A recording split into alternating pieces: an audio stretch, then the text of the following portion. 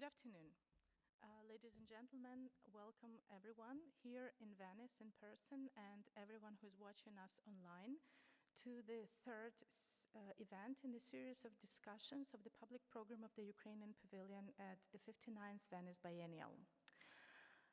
I'm Tetyana Filevska, Creative Director of the Ukrainian Institute, and I'm curating this public program together with curators of the National Pavilion, Elizaveta German, Maria Lenko, and Boris Filonenko.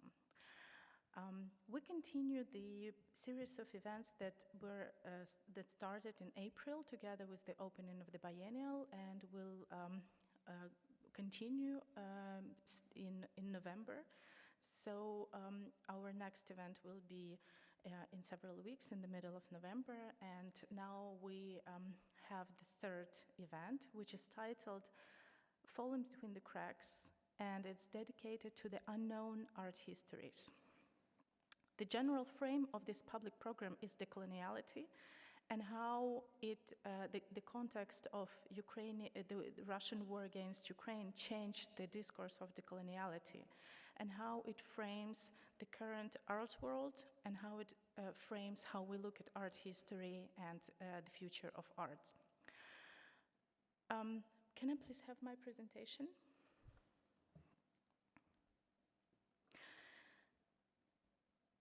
Throughout centuries, the main narrative of art history was mainly focused on the so-called West art, something that started to appear in nowadays Europe and is centered around mostly Western Europe, or let's say Europe and Americas.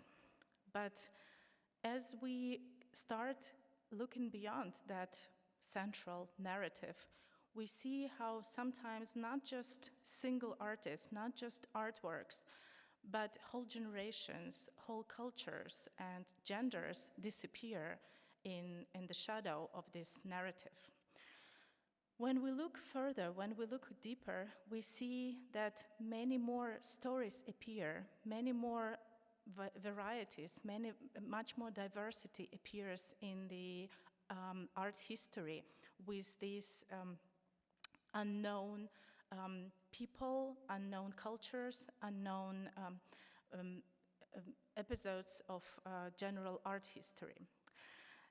During today and tomorrow, we will have a series of talks and discussions and also a few screenings of films dedicated to these things that fall between the cracks, those things that are lost, forbidden, forgotten, or lost forever. We will try to find the reasons for disappearing, for losing basically big narratives, big chunks of art process, and we will also try to find solutions or look at the practices that help us bring back those lost art histories. The program will be basically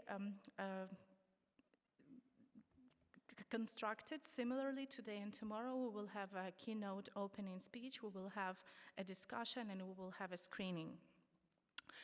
And before I dive into the topic further, I would like to thank my colleagues at the Ukrainian Institute, our partners, the Open Place, Naked Room, the Pavilion, the National Pavilion team, for cooperating in conducting this program, and our partners of the Renaissance International Foundation for supporting us. And special thanks to the Biennial for hosting us and here in this Teatro Piccolo in Arsenale. In my short introduction, I would like to share a few cases with you of the unknown histories or lost histories in Ukrainian art history of 20th, 21st century. These are just a few different cases to see how people work, artworks, how generations can fall out of the narrative. These two portraits and these two as well are from a series called 100 Portraits of Ukrainian Artists. and they were created 100 years ago, and they depict portraits of real people, Ukrainian creative workers, art workers. They were conductors, writers, poets, theater directors, all kinds of artists, the whole generation of so-called Ukrainian cultural renaissance of the 1920s. The artist that created this series, Anatol Petritsky, was also part of this generation and was a very brave, prominent figure of its time. He, by the way, was also a student of Alexandra Exter, very well-known avant-garde artist who is also part of the Venice Biennial this year. And Anatol Petritsky decided to create these portraits of his peers, his colleagues, in order to commemorate this moment of co-creation in a very similar manner. But unfortunately, this whole generation of artists was executed by the by the Soviet state, by the Soviet regime. And as these artists were arrested and executed in the late 20s and early 30s, the portraits of these people were also destroyed. They were burnt, they were thrown out, they were literally physically destroyed. And that's why some of these portraits we only have in, let's say, poor reproductions.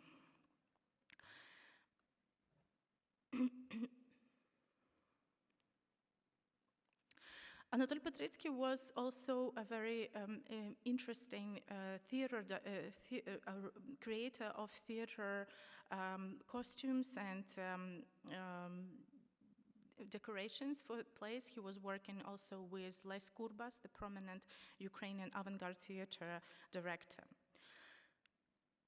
Unfortunately, after the 1930s, he had to abandon his previous legacy, and he had to blame himself for falling out of the right direction in art, and he had to actually disregard everything that he was doing before. The other person I would like to speak about was a contemporary of Anatol Petritsky. He lived at the same time. His name was Ivan Lipkivsky, and he was a student of Mikhailo Boychuk. Mikhailo Boychuk was a Ukrainian artist who was born in a small village. He received a prominent European education. He went to different schools and private studios. Then, being in Paris, he created his own artistic school that aimed to create a Ukrainian national style in art. And as Ukraine was announced an independent state in 1917, he returned back to Ukraine, and together with other artists, he created Ukrainian Academy of Arts, which was the first allowed higher art education in Ukraine for centuries. So Ivan Lipkivsky was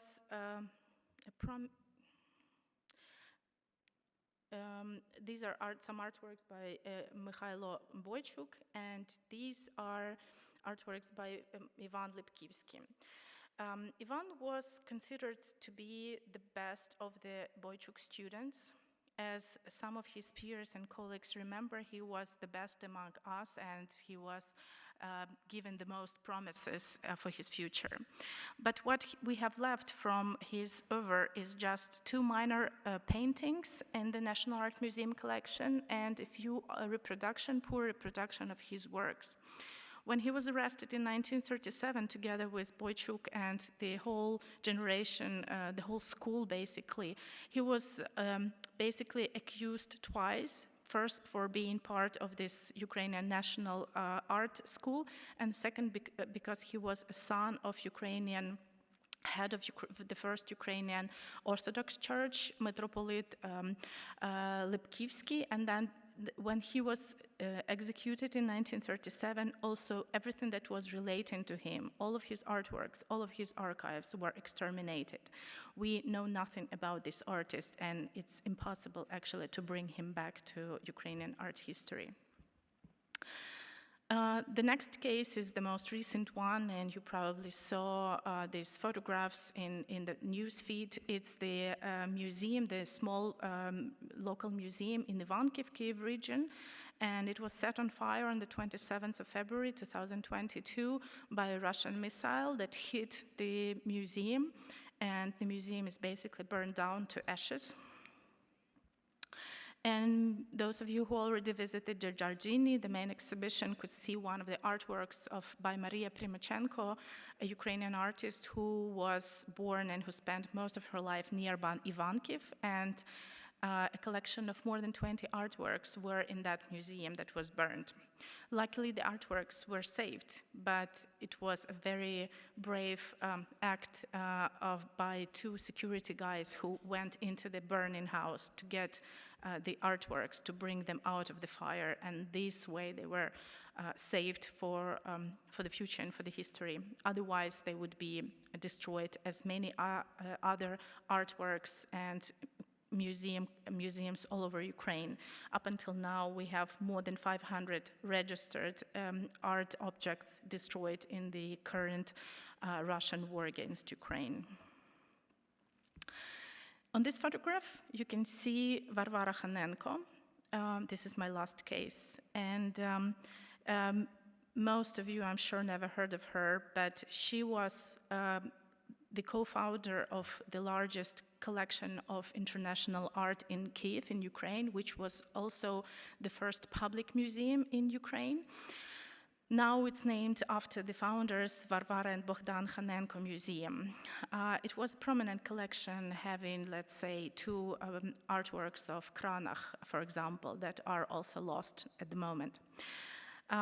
But Varvara was a co-founder of this collection. Together with her husband, they brought these artworks from all over the world, created the museum, and actually gifted the museum to the community in Kyiv. And in order to be allowed to do so, to gift a collection and to make a museum, a public museum in Ukraine, they had to make a deal with the empire. And back then, with the Russian Empire, they had to give something to the metropole. And this something was the Pavilion of Russian Empire in Venice, which was funded fully by the Khanenko family, so by Varvara and Bogdan Khanenko. And this pavilion was the deal for being able to open a museum in Kyiv, in Ukraine. The reason I'm saying that about Varvara is that in the archival work, you can find the information about Khanenko, but it's Bogdan Khanenko that is kind of responsible officially for building the pavilion and funding it. And you can hardly find anywhere information that it was both Varvara and Bogdan who were contributing and who were equally contributing into making it happen. And I just wanted to give these 4 cases, which are very diverse, very different, speaking about different types of losses, types of missing personalities, missing stories in the art history. But for me, it seems that each of these cases give us an important angle to the topic that we will discuss about the missing art history, something that we will be able to refer to in our further conversation. And of course, going beyond only Ukrainian situation in Ukraine as a case, but to different regions and countries in the world.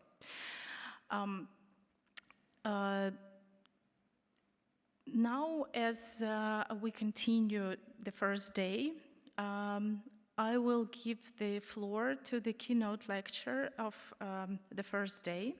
And I would like to invite Olena Chervonik to the stage. Olena is working on her doctorate thesis in Oxford University, but her topic today is dedicated to Ukrainian issue, and the title is, "Does Ukraine have an art history?" Olena, please join. The floor is yours.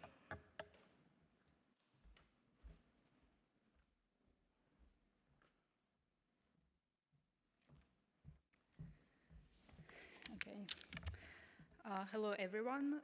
Thank you, Tanya, for the introduction, for introducing me, but also for the introduction of our today's topic. Because some of the things that I'm going to talk about is actually, it's directly related to what you started talking about, so it's kind of a thread that we're going to unravel. So, does Ukraine have an art history? The title of my presentation actually intentionally echoes a title of an article by the late American historian Mark von Hagen that he published in 1995. So, okay, here you go. So this is the first page of this article. It was published in the Slavic Review in 1995. So published just 4 years after Ukraine got its independence in 1991. The article created quite a stir within the so-called Slavic studies of Western academia. And it essentially inaugurated a post-colonial reappraisal of Ukraine, its history and its culture. Does Ukraine have a history or art history? What a strange question to ask, you might think. So von Hagen, obviously he wasn't asking about history as kind of a lived experience, because we all have that kind of history, we all have the past. So he was asking about a history as a discourse, as a written record.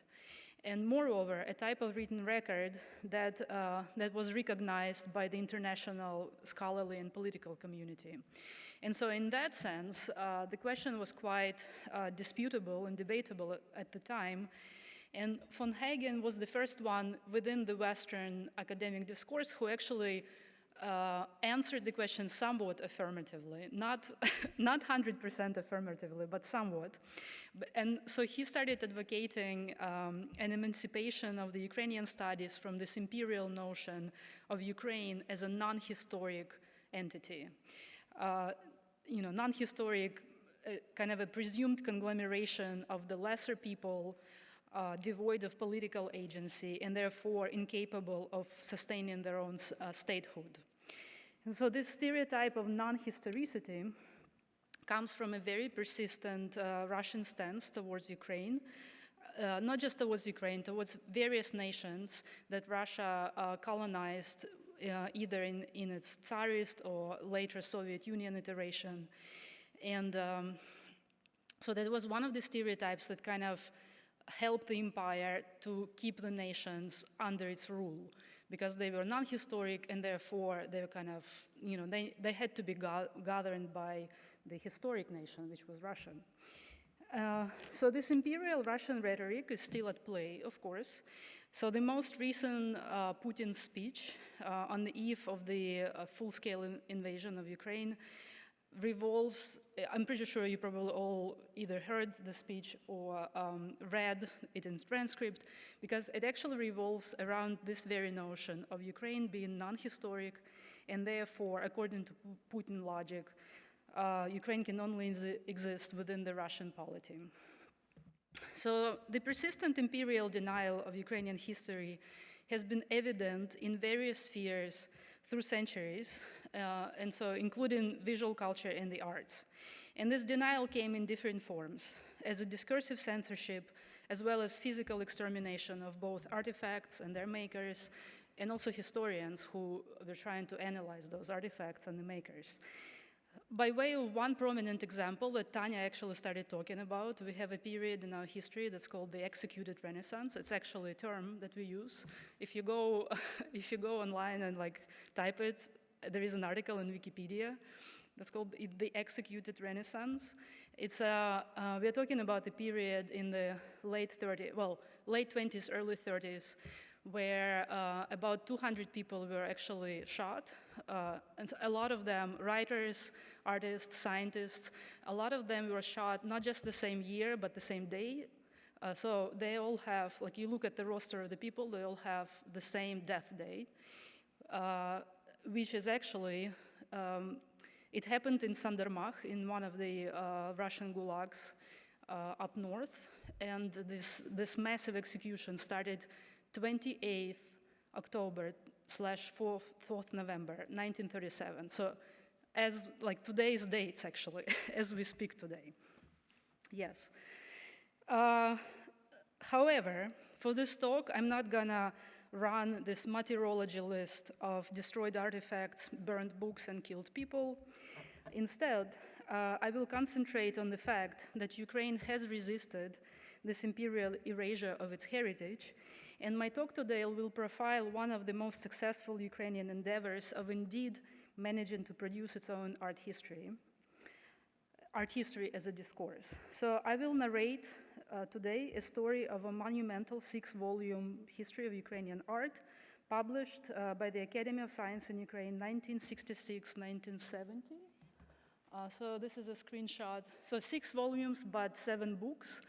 Volume 4 is about 19th century. They couldn't fit it in one book. So 7 books. And these are the volumes. They have this super cover, very colorful, as you see. So the impetus for creating this publication emerged in 1953, which is, of course, a very significant date. Why? Because Stalin dies, right? 5th of March, 1953. And that's when what's called the Khrushchev thaw begins. Because there is this conversation that Khrushchev starts that, Stalin kind of abused power. So let's remove some of the totalitarian measures. So this Khrushchev thaw lasted from 1953 until 1962, really. That's when the Soviet Union began reverting back to this totalitarian regime. And as you remember from our history, Khrushchev was forced to resign in 1964, and then 1968, the Prague Spring, and so on. So the period we're talking about is 1953, 1962. So this publication emerged during this the Khrushchev thaw, which was this relative liberalization of the Soviet regime. And this publication became symbolic.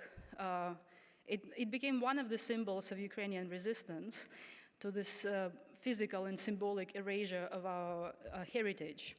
And the publication is actually significant on several accounts.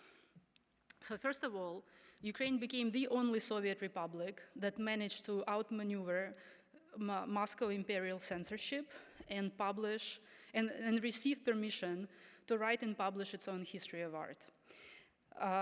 That right existed solely for the grand Russian culture. No other republics were not allowed to do this.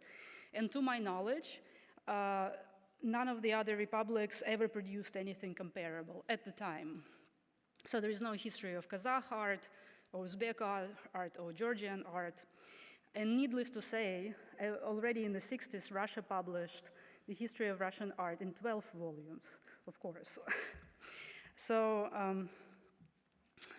besides this unprecedented accomplishment of producing art history of a lesser Soviet nation, the editorial committee of this very daring publication also managed to subterfuge the ethnographic approach to Ukrainian art history. And ethnographic approach was the only methodology that would be allowed for so-called lesser Soviet nations. When I say lesser nation, this is not a metaphor that I'm coming up. It was an actual official term during the Soviet Union. We have nations that were little brothers. That's how within the Soviet discourse was very patriarchal. We were talking about a family of nations, родина, семья, and then there was an older brother within this family of nation, of course, Russian, and then there were little brothers, маленькі брати, and all of us were, lesser than Russians, and then there is also a hierarchy within this hierarchy within the hierarchy, and so Slavic nations were kind of higher than, let's say, the Caucasus. I mean, it was all extremely hierarchical. And so lesser nations, or little brothers, they were kind of younger nations, underdeveloped in relations to the adult nation, the Russian one. And of course, these little brothers had some form of visual discourse, but it was mostly about the expression of the people's soul. In other words, whatever lesser nations produced, it was always ethnographic or folklorish. And so it can only be studied through this ethnographic lens. Embroidered shirts, churches that didn't have an author architect but kind of emerged as an expression of people's souls. Pottery, of course, fine, but nothing that was actually modern, technological, civilized, because the lesser nations could only be folkloric, basically. So this publication actually works against this stereotype. Every volume has very similar structure. It's kind of regimented, and every volume starts with architecture, but it also includes sculpture, monumental paintings. So the medieval part, monumental paintings, we're talking about church frescoes mostly, but then in the 20th century, monumental paintings is already public art, urban design, like all the Soviet mosaics and stuff like this. This publication also talks about easel art, graphic arts, and especially those that were connected to the book printing. And there is even a chapter in volume 6 that is on an industrial design and design of logos and branding. Actually, I have a screenshot, which is my favorite chapter. So the chapter is called Technična estetika, technical aesthetics. So we have a design of a Ukrainian car, some presses. I think it's a hydraulic press, some optical device, and in the middle there is a logo for a factory that produced tights and socks, kind of a suggestive logo. Not folkloric art, not an ethnographic approach to art.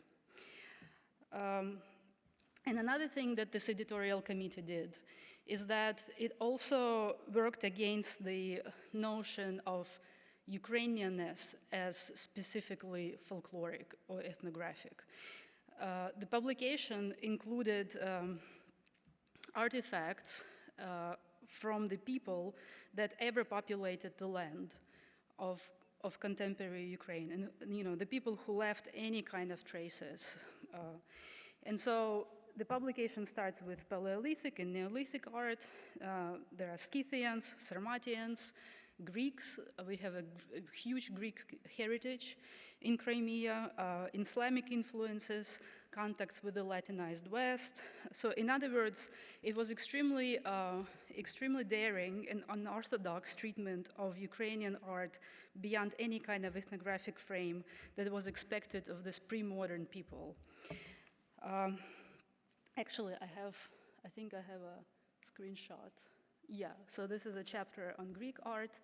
As you might know, we have Greek settlements, not just in Crimea, but in the southern Ukraine, in the mainland Ukraine. And so there are actually a lot of artifacts left. We have still temples and churches there, mosaics, sculpture, and like whatnot. And guess what? Many of these artifacts, they were, of course, excavated. And where are they? They're obviously not in Ukrainian museums. So most of that heritage is in Russian museums, is in Hermitage or Tretyakov. Russians claim that that's their heritage. The publication I'm talking about from the 60s says, oh, no, that's Ukrainian. I quite literally, I don't know how those people managed to produce this publication and not actually be imprisoned. So I have another screenshot. This is a chapter that's called The Art of Crimea during the Middle Ages. And this is a chapter that actually mentions Crimean Tatars. So the photograph in the middle is a remnant of a city that is called Chufut-Kale. That's a city in Crimea that is connected to the Crimean Tatar heritage. And this is a huge topic, which I don't know how much we can talk about this right now, but you know the story of Crimean Tatars. They were actually, in 1944, they were actually exiled by Stalin, exiled from Crimea. Over, I don't know how many, 300,000 people, I think, were shipped in within the span of a couple of days. They were forced into cargo trains and shipped to Uzbekistan. And so all this Crimean population, and then of course Russians repopulated the land with Russians, and that's when they started saying, well, Crimea is Russian because Russians live there. Well, of course Crimean Russian is because you actually, either exterminated or shipped away its indigenous people. And so Crimean Tatars only started coming back to Crimea after Ukrainians' independence, 1991. So to include even a mention of Crimean Tatars in this publication was already, a big deal. There isn't much in terms of talking about Crimean Tatar culture or artifacts, but the mention is there. So, so who managed to produce this publication? As you may guess, it wasn't easy.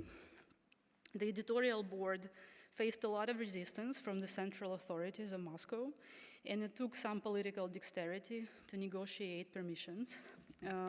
So the idea to create this publication came, as I already mentioned, 1953, at the Academy of Architecture of Ukraine.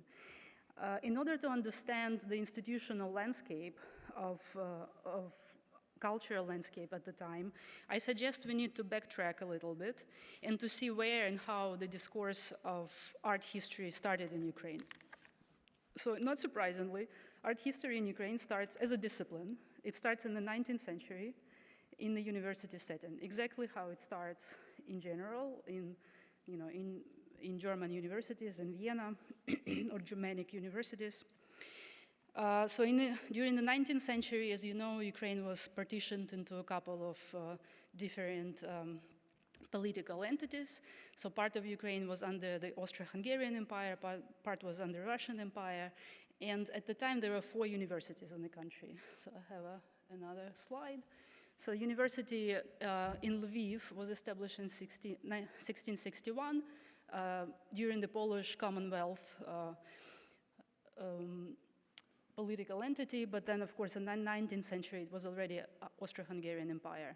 And then 3 other universities were established under the Russian crown. The first one was in Kharkiv, then Kyiv followed, and then Odessa. In all of these universities in the 19th century, there were some art collections, mostly like prints and drawings, some copies of paintings. There were some copies of sculptures, also a very typical story. And so art, some kind of discussion of those prints and drawings and artifacts started already at the beginning of the establishment of these universities. So art history discussions or courses were going on, but they became kind of institutionalized at the second part of the 19th century. That's when the actual departments of art history were created. Let's see, this is a photograph of one of the seminars in Kyiv, art history, end of 19th century. There is a huge sculpture of Laocoon on the left, as you see. So they have copies of sculptures like full size.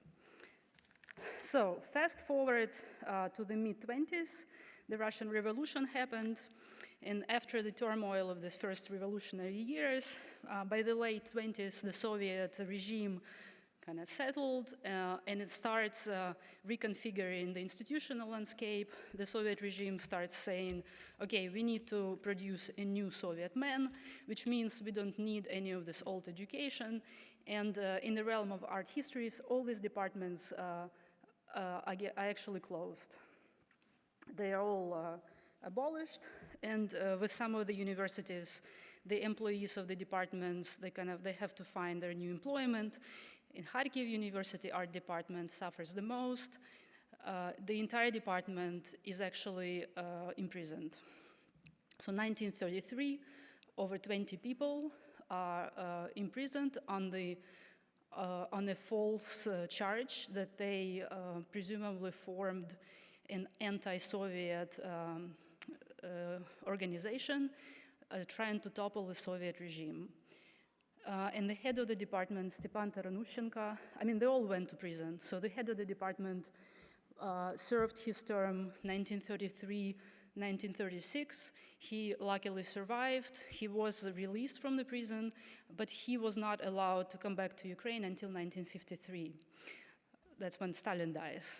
And when Taranushenko comes back to Ukraine, he gets employed by a newly formed Academy of Architecture that creates this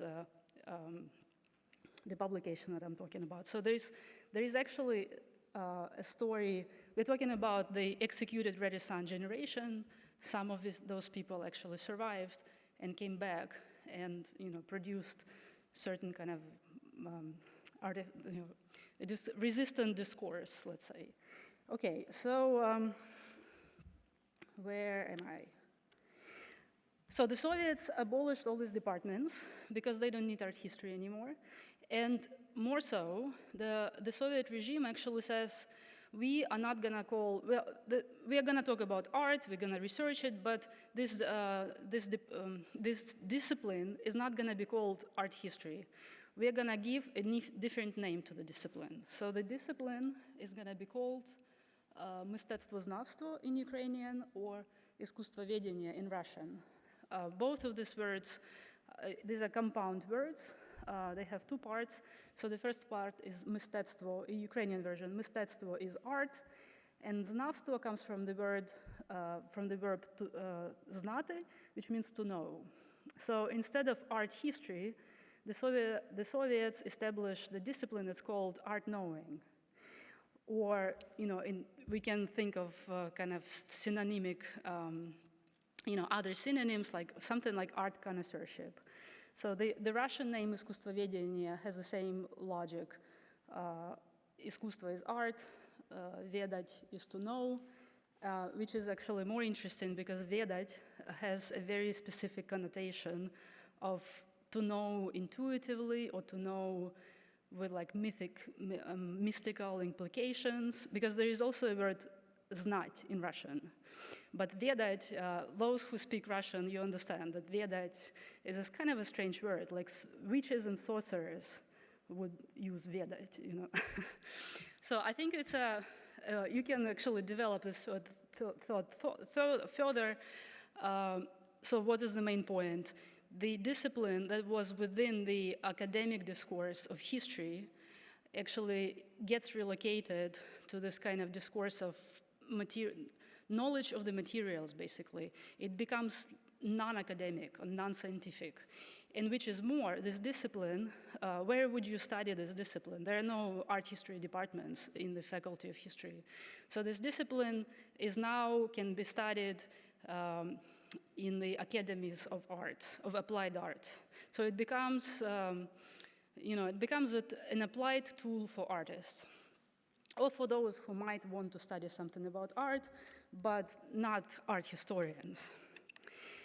And another main point is that when you want to study art history in the Soviet Union, starting from the 30s, you go to the Art Academy, but that's a level of a bachelor's degree, basically. Or, there was no bachelor degree in Soviet Union, like comparable. But where would you go if you want to defend your dissertation, or if you want to actually be a researcher? And so for that, in the Soviet Union, there were certain research institutes established within the Academy of Sciences. In Ukraine, there are two institutes are established. In 1945 until 1962, there is the Academy of Architecture of Ukraine. And then in 1936, and until nowadays, there is an Institute of Ukrainian Folklore. Since 1944, this Institute of Ukrainian Folklore is renamed in the Institute of Mystetskoznavstvo, of this art knowing, folklore, and ethnography. And then in 1962, when the Khrushchev era, the thaw stops, the institute, the Academy of Architecture is abolished. So until today, we have one institute in Ukraine. This structure has not been reformed at all. And so until today, we have this one institute, which is basically of ethnography and folklore, and that's where you do art history, which is still called art knowing in Ukraine. But by comparison, just to give you an understanding what's happening with this institutional landscape, in Russia, the Department of Art History in Moscow University continues since the day of it was established, which is mid-19th century. So it was never destroyed. And then there is an Institute of Art History that was established in Russia in 1912, and it still continues. It was renamed variously during the Soviet time, but the institution is there. So this is this landscape. I hope you see where I'm driving with this whole comparisons. So to sum up briefly, so right after the Stalin's death, there is a group of Ukrainian scholars that form a research institute under the auspice of the Academy of Architecture to produce history of Ukrainian art, which they were not allowed to do. This is not the institute that that was designed for art history. It was solely for architectural discourse. So a lot of those scholars actually came from the executed Renaissance generation. Some of them survived, like Taranushenko or Vrona. That's another big name that unfortunately we can't talk about this today, but Tanya is nodding. It's a huge personality in our art history. So, and some of these scholars were already children of the executed Renaissance generation. And I would suggest, like the last point I want to make is that this history of Ukrainian art, this publication, we should look at it within the framework of the dissident generation of the 60s. We call this generation Шестидесятники, which is also a term in our culture, and in English it would be something like the 60s. So that was a generation, not exclusively Ukrainian dissident movement. It was like all Soviet dissident movement, but there were quite a few Russian dissidents, of course, but the Russian ones were very often anti-Stalin, but they still believed in the communist ideals. They still thought that communism is a good thing. It's just that Stalin became like too totalitarian. As Ukrainian dissidents, very often they were not just anti-totalitarian, they were also anti-Soviet.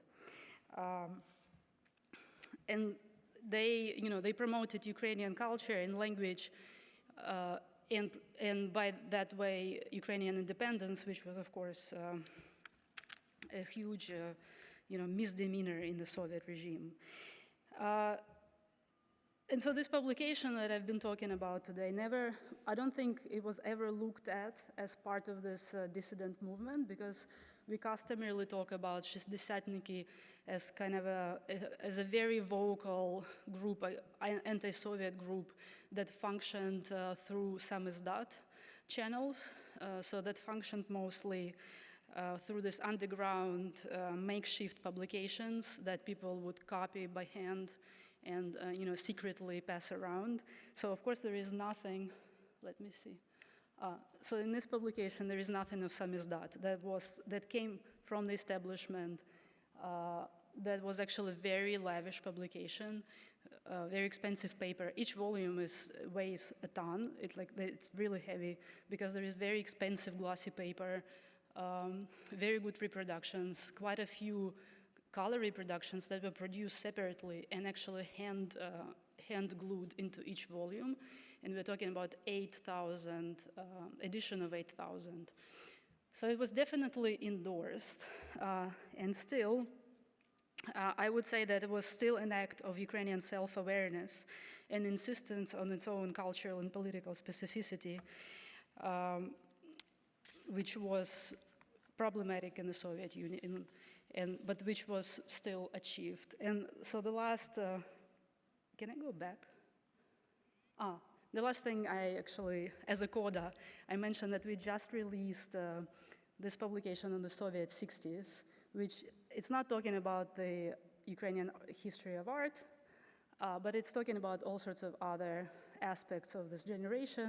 The publication is produced by Elizaveta German, who is one of the curators of the Ukrainian Pavilion. So I strongly recommend it was produced early in Ukrainian and it was translated into English.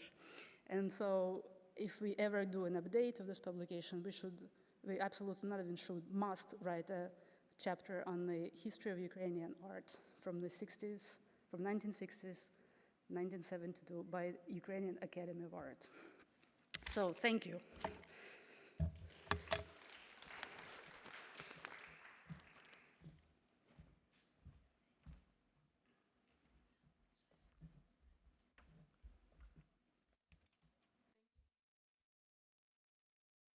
Thank you. Thank you so much, Olena.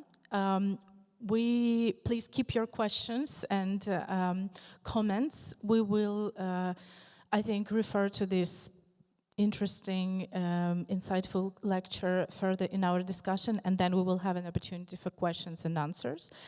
And now we will continue into our discussion. So Olena, please take the best seat. You have the choice, the first choice, yeah. And I will introduce and call all the other speakers to this stage. Just a second.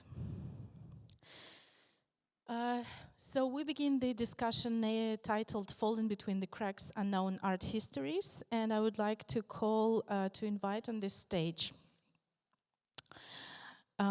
So we already have on this stage Olena Chervonik, and I will give a more deeper biographical data about her a little bit.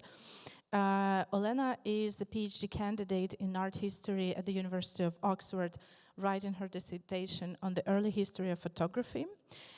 Previously, she received her master's in art history from the Institute of Fine Arts in New York, and she worked as a curator of contemporary art in a number of institutions, including Philadelphia Museum of Art in the USA, Izolatia, a platform for culture initiatives in Donetsk, Ukraine, and Videonale, Festival of Video Art in Kunstmuseum Bonn, Germany, and Spencer Museum of Arts in Kansas.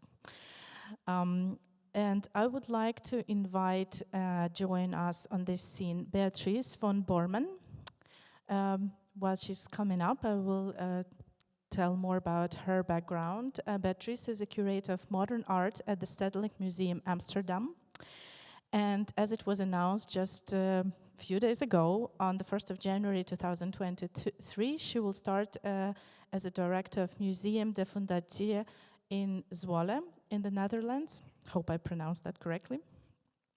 Before, Beatrice served as a head of collections and chief curator at Museum der Modern Salzburg, curating various shows as well as overseeing the construction of a new depot. She has curated shows in various museums and in the Netherlands and Germany, worked as an art critic and taught at the University of Amsterdam. I would like to invite on this scene also Fabio Cavalucci. Fabio, please join us, who is an Italian contemporary art critic and curator, director of several arts institutions in both Italy and Poland. So it's Galleria Civica in Trento, Center for Contemporary Art Ujazdowski Castle in Warsaw, Luigi Pecci Center for Contemporary Art in Prato, and he worked as with some of the major international artists as a curator, to name a few: Marina Abramovic, Maurizio Cattelan, Paul McCarthy, etc., etc. Our final speaker is coming back in a minute.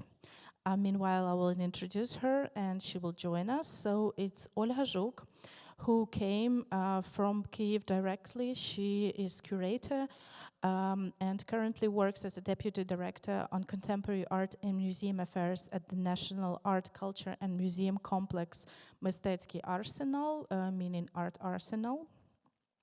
Previously, she worked as the creative director of Dvzhenko Center, Ukraine's most prominent institution for cinema. It's a film archive and institution working with the history of cinema in Ukraine.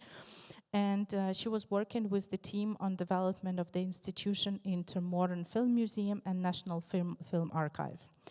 And among her older curatorial projects, the most notable are International Arsenal Book Festival, which is a landmark interdisciplinary literature and arts event in Ukraine. Beside that, in 2016, she was chief of the new Department of Cultural Diplomacy at the Ministry of Foreign Affairs of Ukraine. Olha, please join us on stage. And at the Ministry of Foreign Affairs, she also developed new policies and recommendations on presenting Ukrainian culture abroad. And this is actually where the Ukrainian Institute was established as an idea first and then as an institution. And Olha worked to modernize and to kind of update the Ukrainian presence at the Frankfurt Book Fair, and took part in writing of the founding documents for the establishment of the Ukrainian Institute. She graduated with the Master's in Cultural Studies from the National University of Kyiv-Mohyla Academy.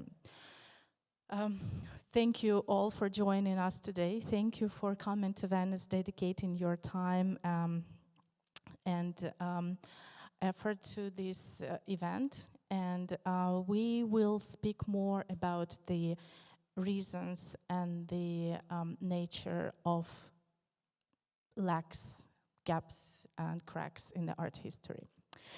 Before we go into actually questions and answers and discussions, I would like to ask you present briefly your background, the projects that you think are relevant to the topic, so that we can refer to them in our conversation. And Beatrice, I would like to start with you, if you, yeah.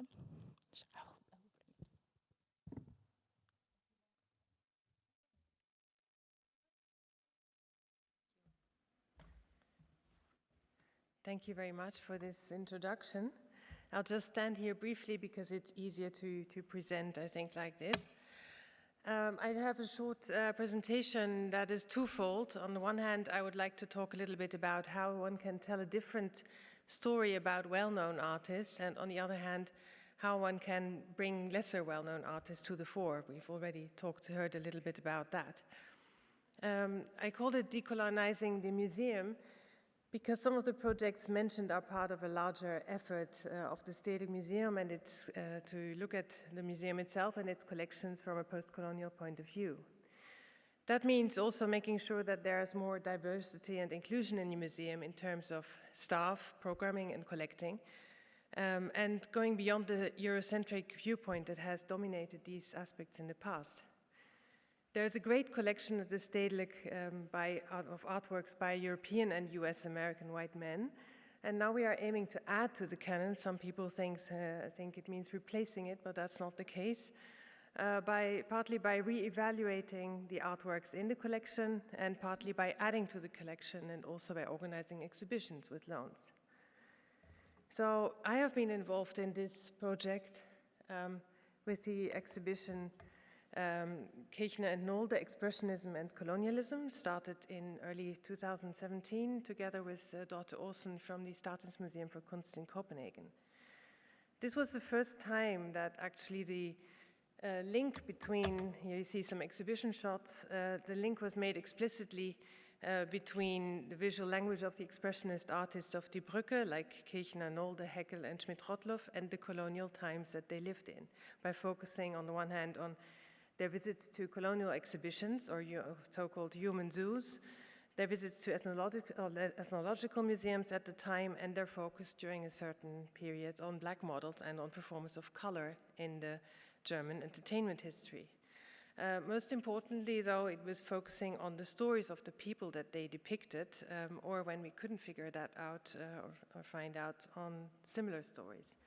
We attempted also to return the gaze, as it were, by involving experts from various countries, including former German colonies, by doing research into the stories behind the images. The artworks by Kirchner and Nolde and by undocumented artists from regions that inspired them were shown on an equal footing, and we tried to tell the story of each artwork. And also large photographs in the exhibition. As you can see here, this should come now, no, it doesn't come. So there's something gone wrong in this slide. Yeah, there we go. These large photographs that were shown at the end of corridors that really showed very obviously the people behind the artworks. The difference between these two artists, just briefly, if I can get this going. Somehow it's blocking. Yeah. Should I point somewhere else? Yeah, now we get one, yeah. It's a little bit slow, sorry. Yeah, so the difference between these two artists is mainly that Kirchner created the fantasy of otherness in his studio, mixing elements inspired by different cultures and then having nude models, black and white, pose in this environment. And Nolde, on the contrary,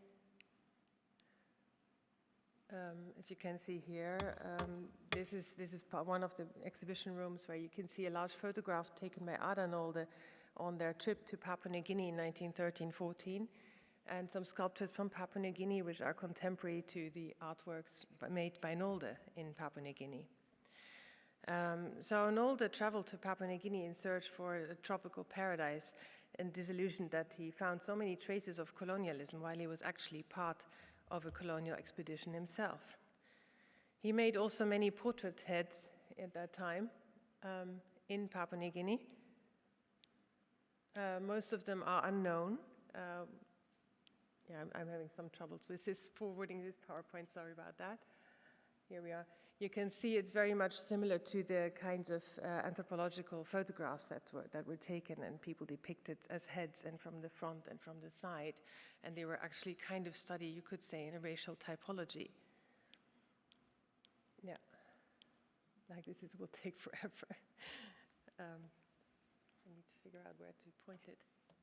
Yeah, here we are, yeah. The only portraits that are named are those of servants, Tulia and Yupualo, which were, we know from the memoirs of Emil and Ada Nolde that they picked them at Nanamanula Hospital, which is now in East New Britain, and they were so-called houseboys.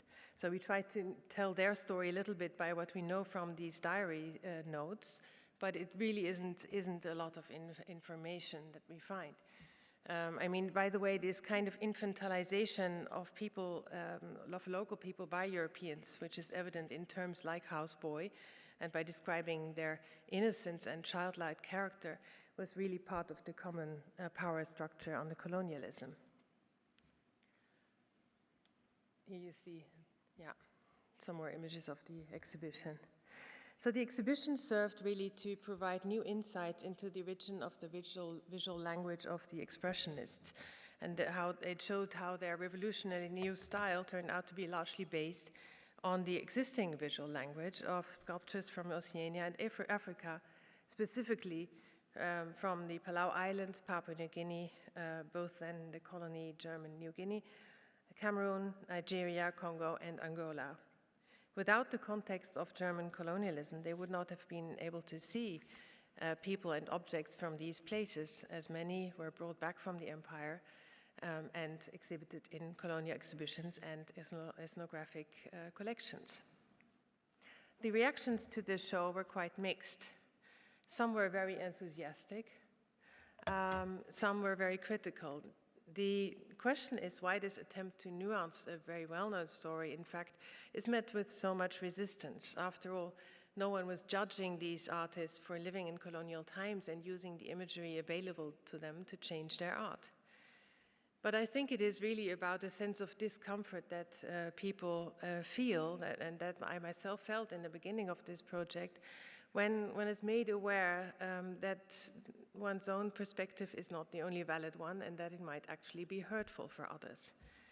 This discomfort is necessary in order to become more inclusive. Inclusive and diversity are, of course, keywords now, but if you take it seriously, it entails more than just hiring a person of color in your organization or having a show of an African-American artist that has been overlooked so far. It is about including new perspectives and new narratives about the art we have grown up with and love so dearly. So my second part, which I will try to keep as brief as possible, reflects on the avant-garde in Kiev, which we have heard something about already. which is another attempt, of course, at decolonization. For the longest time, a large part of the collection of the Stedelijk Museum dealing with art from the Russian Empire and the former Soviet Union has been called just Russian avant-garde, regardless of which part of the empire the artist originated from. We changed that now, we're not using that term anymore, and we try to be as specific as possible. But that's a whole debate about terminology, of course, that we can enter into hopefully afterwards. For example, Malevich, by whom we have many important artworks in the collection, was born in Kiev, near Kiev, from Polish parents. So now we mentioned that, but some years ago this wasn't mentioned in the Stedelijk. A couple of years ago, I developed a plan to focus on Malevich's art from a different perspective, as well as that on that of artists from the Kiev avant-garde, which is really hardly known in the Netherlands. This has everything to do, of course, with the suppression of liberal arts under Stalin in the Soviet Union, and also the subsequent diaspora of artists from Ukraine and other regions of the Soviet Union. What struck me when looking into this is the contrast between the international background of some of these artists and their deeply felt relationship to the region of the Ukraine that they grew up in. Malevich, with his Polish-Ukrainian background, is an example of this. Alexandra Ekster, shown here on the Biennale, is another. Her father coming from Belarus, her mother from Greece, and she growing up in Kiev and working between Paris, Kiev, Moscow, and Petersburg. Malevich is very well known now, but wasn't for a long time, and his work was partly rediscovered through several shows at the Stedelijk after 1989. He had grown up without seeing much art. What you see here really is his inspiration when he was young. He didn't really see much art, but really the arts and crafts of the Ukraine and also icons. And you can see the influence in his, if you look at his early work. That is very much in a kind of almost Byzantine style, quite flat and decorative, and with all these very strong colors. So you wouldn't necessarily associate that with his art when you know his later work. So I will try to go through this a bit more quickly when this will cooperate. No, it doesn't work. Can somebody help me with this? Thank you.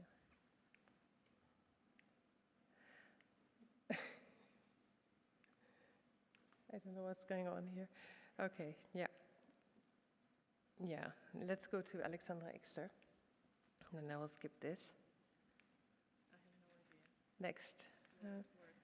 Yeah, it's mysterious.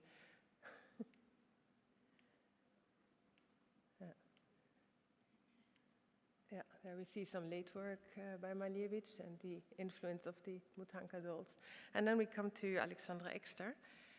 So Alexandra Ekster went to Kiev Art School and married in 1908 and went then to Paris to become friends with many of the artists there and being influenced by Cubism and Futurism, which you can quite clearly see in her early work. And her friend described her Paris home as a strange mixture between European culture and Ukrainian life.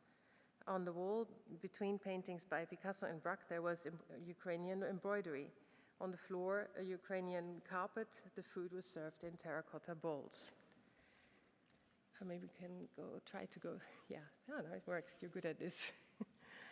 And she experimented with colors and forms, and you were really inspired by all these different avant-gardes that she saw. And her studio in Kiev at that time became really a center for the avant-garde. Artists from various disciplines and backgrounds met there. And she was also, like was mentioned before, a teacher and also had an important influence on the next generation. In this exhibition that we are planning, the accent will really be on the performing arts, because Ekster, as well as Vadim Meller, for example, and Beatrice, who was mentioned before, designed for theater and ballet. As did, for example, Sonia Delaunay-Terk in Paris, who also had her roots in Ukraine. So I just wanted to show some images of the stage design that Ekster made, but then maybe I think we should skip the rest probably and go on to the other statements because we still want to have time for discussion as well. Yeah, there you can see some impressions. And by the way, this film Aelita, which is shown here on the Biennale as well, is now on view as well at the Stedelijk in the new collection display. So if we have it on a slightly larger screen. That you could see there. And this is just an outlook on my new workplace, the Fundatie in Zwolle, because there I found that there's also work by Archipenko in the collection, who was also of Ukrainian origin. There are a lot of sculptures in the collection, but also this nice work by him. And also another example of somebody who's been kind of forgotten from the avant-garde is Olga Nikolaevna Sakharova. She was born in Georgia, which was then part of the Russian Empire. And her mother was of Persian origin, so she was quite a mixed origin again. Also studied in Munich and Paris, like many artists from Ukraine. But then relocated to Spain in the First World War and stayed there. So several museums in Spain have works by her in their collection. And there's this painting in the Fundatie. So that was also a very nice discovery for me. I have to say I didn't really know her work well before. But it really shows how artists can become forgotten and hopefully also rediscovered. And I hope we can discuss the reasons for this a little bit more.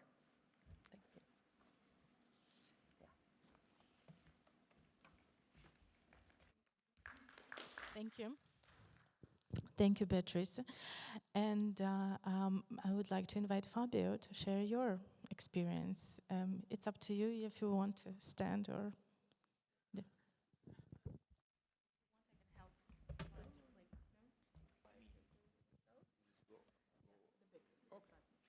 Okay.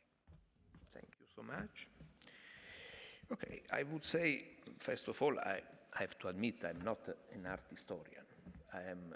I was mainly director of art institutions, curator. So as I'm not young anymore, I would say I'm more a witness of history and also history of art.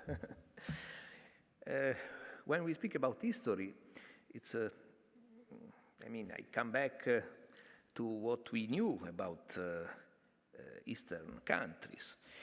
For us, it seems a joke, and maybe it's not the time to make jokes about it, but I have to say, because it was a very famous advertisement in television when we discovered what is Ukraine, that Ukraine exists. There was an astronaut falling down into a field.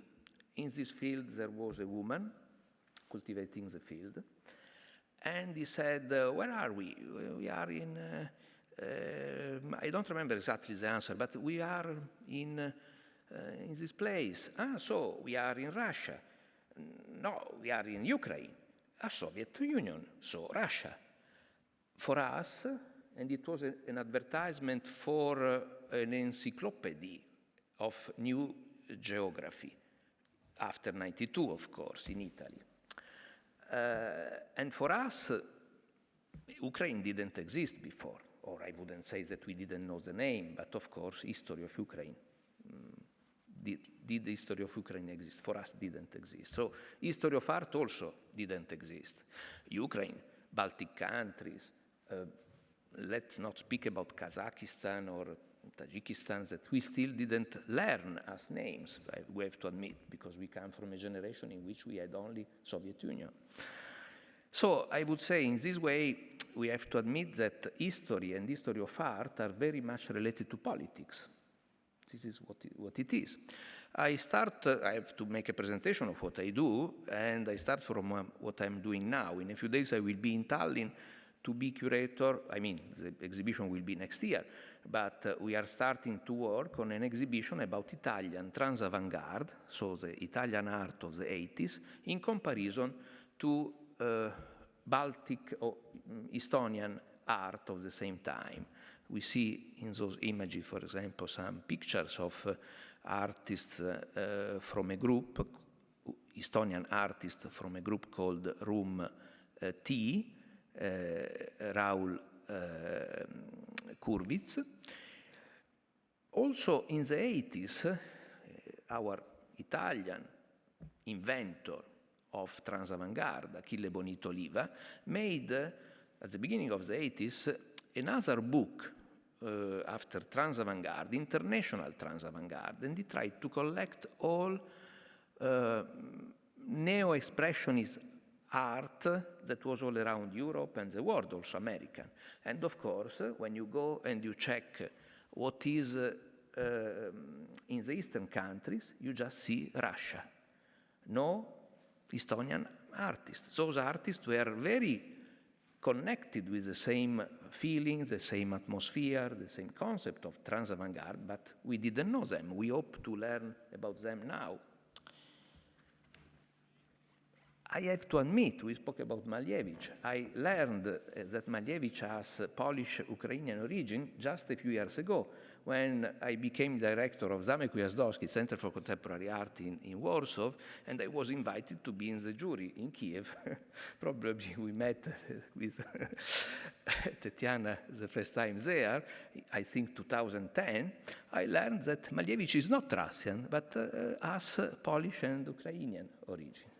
And it is about politics, about what in the Western countries was known about those history. Of course, the fact that I was director of Zamek Ujazdowski made me be more acquainted with the Eastern history, or I would admit maybe more Eastern art, also contemporary art. In 2012, there was a very hectic, a very important year between Poland and Ukraine. Was not about politics, was not about geopolitics, was about geosport, because it was the year of the Champions League, European Champions League, in which the final football plays were made in Warsaw and Kiev. They made them together. I mean, the Champions League was organized together, and this gave us, in the cultural field, the opportunity to know better each other. I would admit that year was for me totally Ukrainian. I made in Zamek Ujazdowski, I asked the curators to organize a huge exhibition of Ukrainian art. It was Ukrainian news. At that time, it was said that it was the largest exhibition of Ukrainian art outside Ukraine. And this we see some scenes. There were also exchanges with Pinchuk Art Center for a project room. And there was, if I'm not wrong, was the same year of the first edition of the Biennale of Kiev, where I was asked to be commissaire of the Polish-Ukrainian pavilion.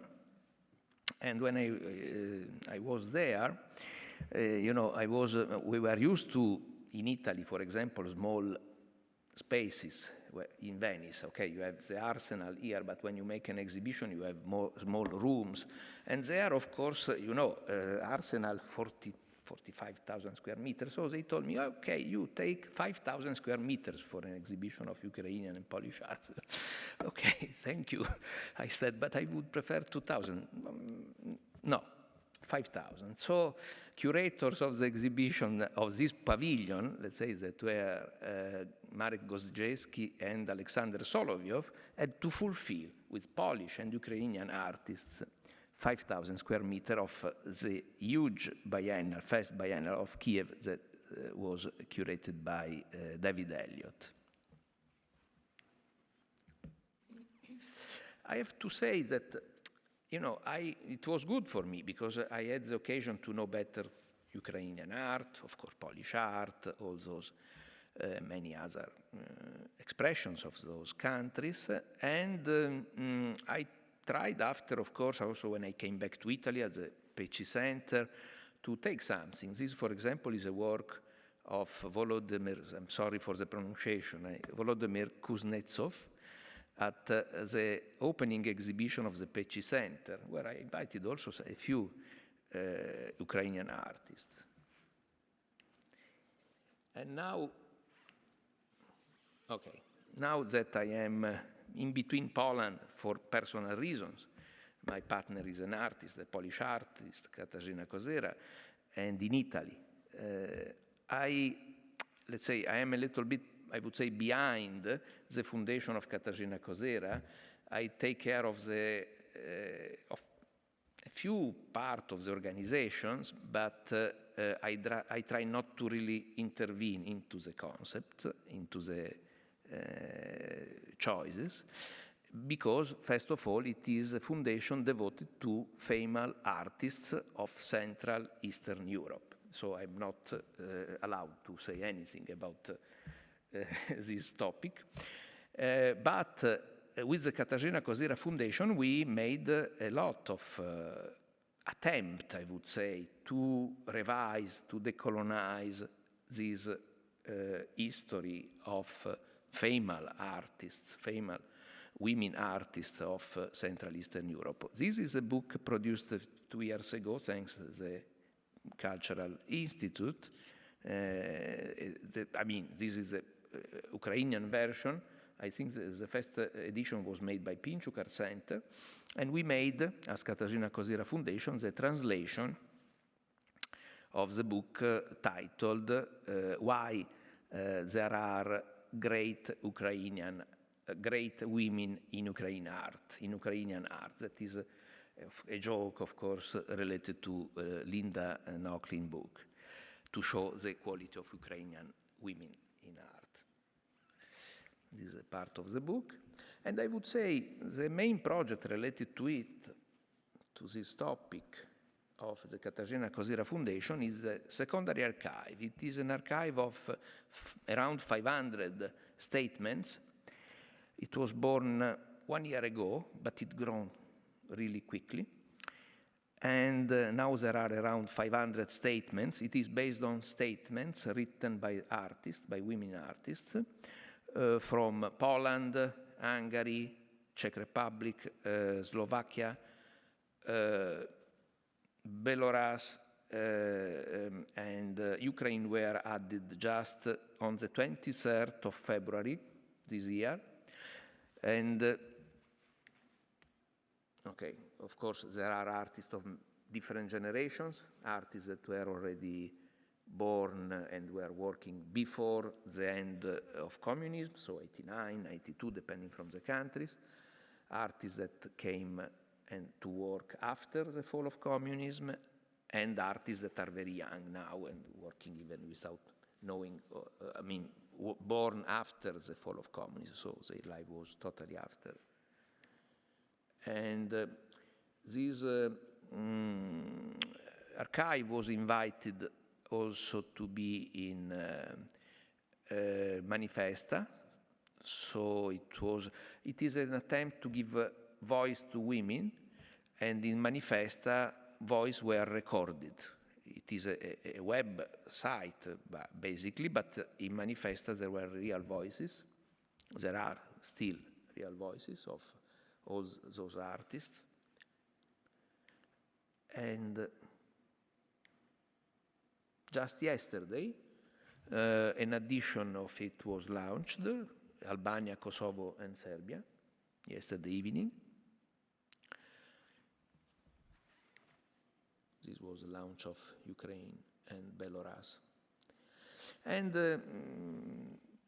when it was born, it was February or March 2021. One of the articles, there are also critical texts, the first article was Romani Feminism in Works of Female Roma Artists, and it was speaking about a few artists, among them Małgorzata Mirga Tas, that at that time was one of the many artists of the secondary archive, and this year became the first Roma artist in a pavilion in Venice, in the Polish pavilion in Venice. So I would say history is what it is. It depends from politics. but slowly maybe some changes are possible.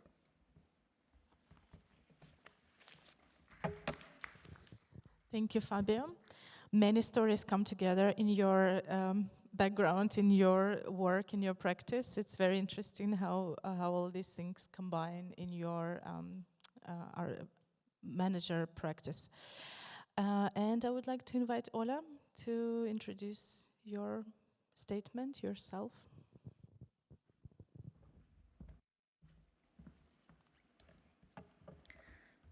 Thank you, Ukrainian Institute, Tetyana, for inviting me.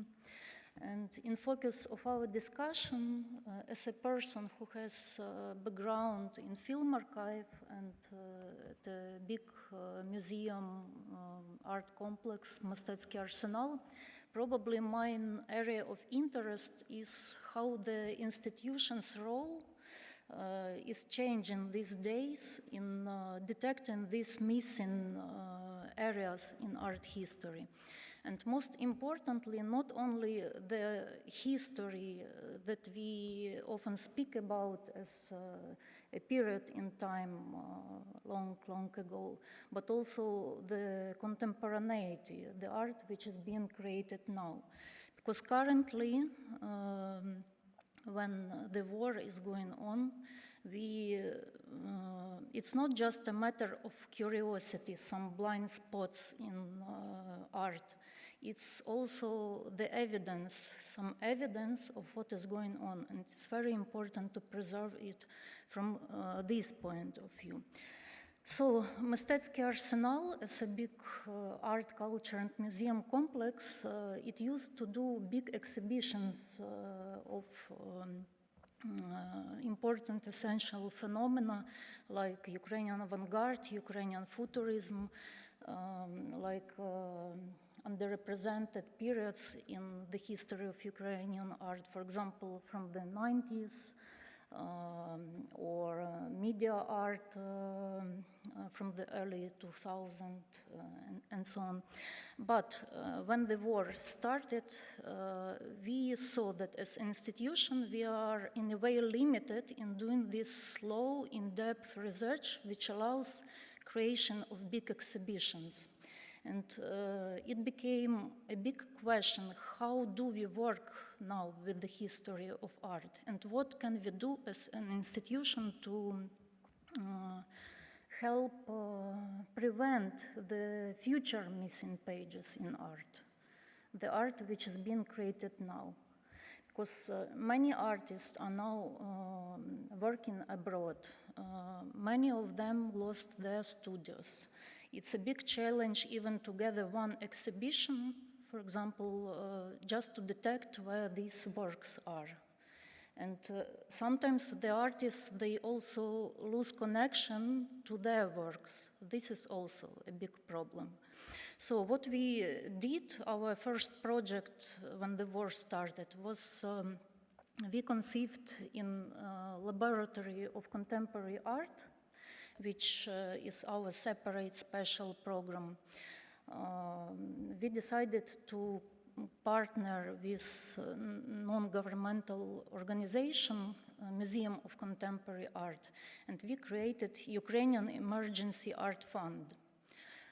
The purpose of which was, on the one hand, to give quick aid to the artists, not only to relocate, but to keep their practice so that they could continue to do art, so that this art could be preserved for future. And on the other hand, in this way, through getting these applications from the artists, through supporting them, we could know what they are doing, how do they reflect on this war. And in this way came the idea of collecting, of creating the archive of artworks created during war. So Mystetskyi Arsenal conceived the project Ukraine Ablaze. Ukraine Ablaze, yep. Which collects contemporary artworks, and on the other hand, we partner with Wartime Art Archive, created by our partner, NGO Museum of Contemporary Art, What we also do, we gather weekly, we discuss these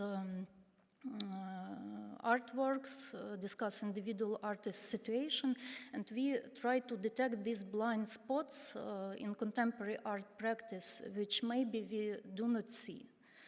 It's very important for us, this cross-archival cooperation, and it will serve as a basis for our future exhibition, where we would try to present already some reflection on art created during the war. And another important dimension is also, so to say, artist-to-artist practices, where we give authority also to the artist to decide and to give us a hint what might be the blind spots, because artists, they often are insiders, and curators or institutions, they do not actually know, they might not know about artistic practices or some figures in art. I would like also to show the work from our Ukraine Ablaze project by Mykola Rydny. It's more older work, but it's from 2014, when actually the war started, not the full-scale invasion, but it was the start of Russia's war in Ukraine. And this work is titled The Blind Spot, and it's very metaphorical for our today's topic. What is blind spot? It's like a tiny area on our eye, on retina, where the image is formed. And usually our brain, it complements this dark blind spot with our knowledge, with the context. But we should have this context. And the question is how it's provided. It's provided through some authorities, through curatorial voices, through institutional voices. And while this was harshly criticized by philosophers, for example, by Foucault, who called it epistemological violence and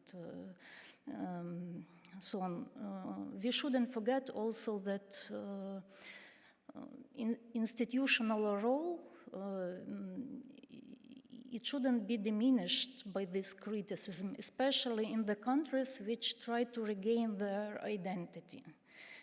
Because it's different a bit situation of institutional landscape abroad and in Ukraine.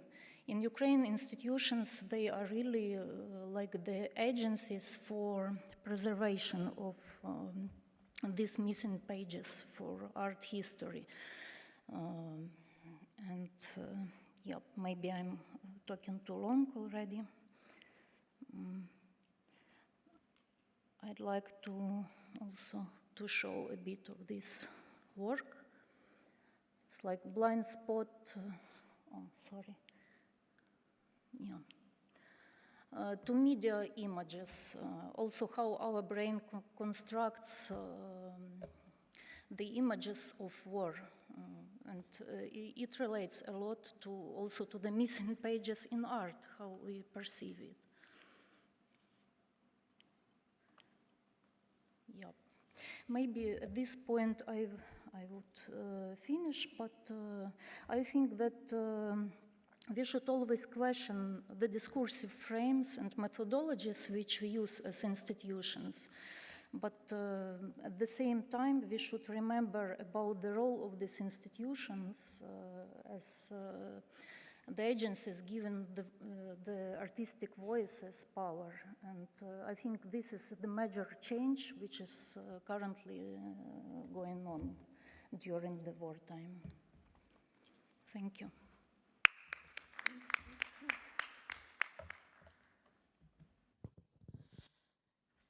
Thank you so much, Olha. Thank you for actually introducing and suggesting this metaphor of the blind spot and the actual physical process behind it. I think it's very important.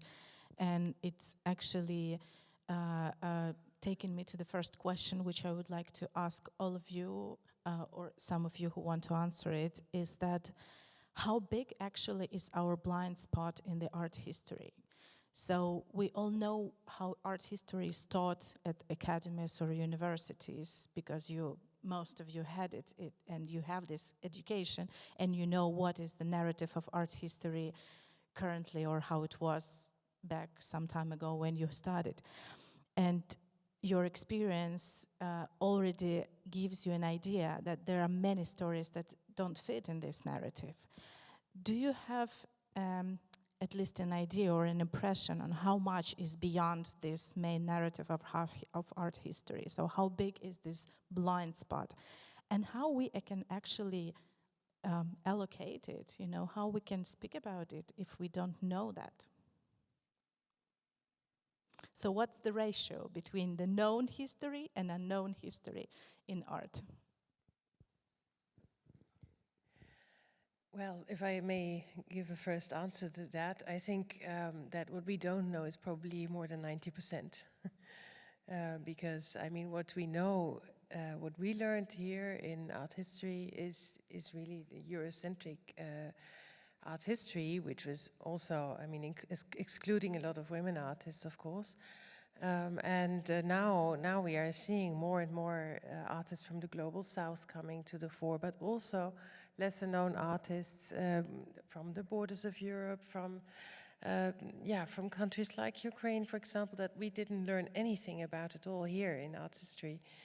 And I find it so interesting because I've lived and worked in different countries. I've in Germany, Netherlands, Austria, Portugal, and whenever you move to another country, you find out there's a different art historical narrative there, of course. And so it really makes it very relative.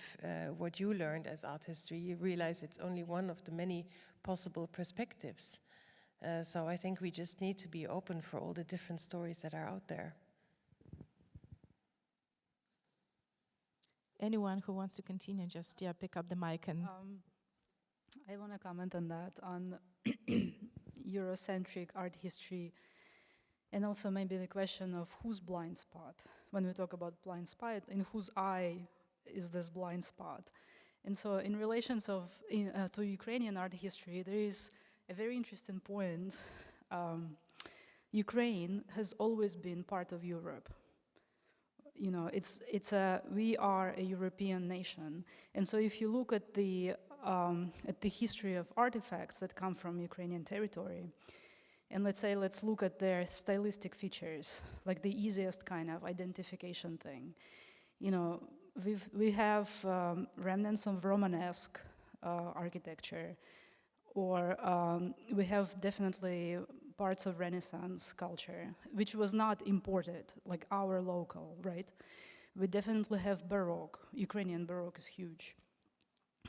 Neoclassical, and so on, avant-garde. So these are all the terms that we use to describe European art history. Like if you open any kind of textbook, it's there. So Ukraine is missing from the European art history. Ukraine is not a total outsider as, let's say, other cultures, I don't know, global south, or how we call them, Polynesian or something, which was not, the Eurocentric art history never paid attention, and now we need to kind of bring them in. Ukraine as an Ukrainian polity is missed from the European, Ukraine as a European polity is lacking in the history of Europe. Do you see what I'm trying to say? I find it actually very interesting that, that's a huge question. Why are we not there if we are part of Europe?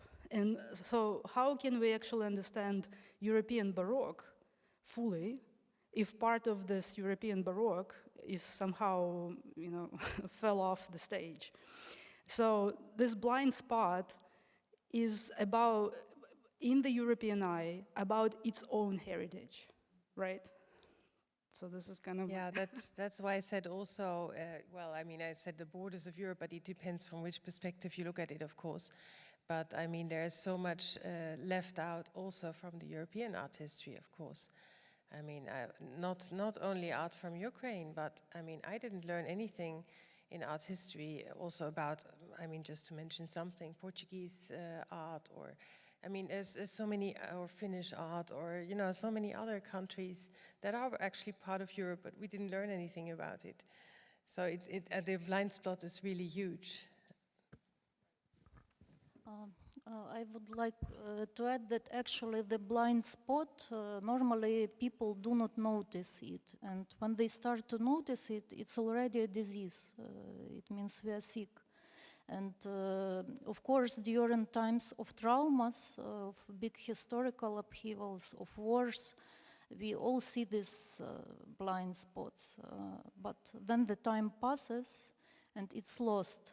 And if during this time, when we see this dark spot, when we develop this sensitivity to the unknown, something should be done. The books should be published, exhibitions should be made, there should be cooperation on institutional level, otherwise it would be just remain like very small chaotic movements, more like reaction, a shock to seeing this dark blind spot.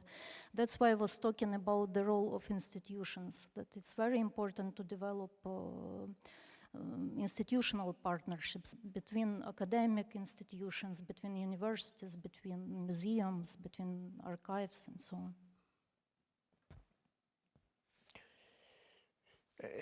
Yeah, good question.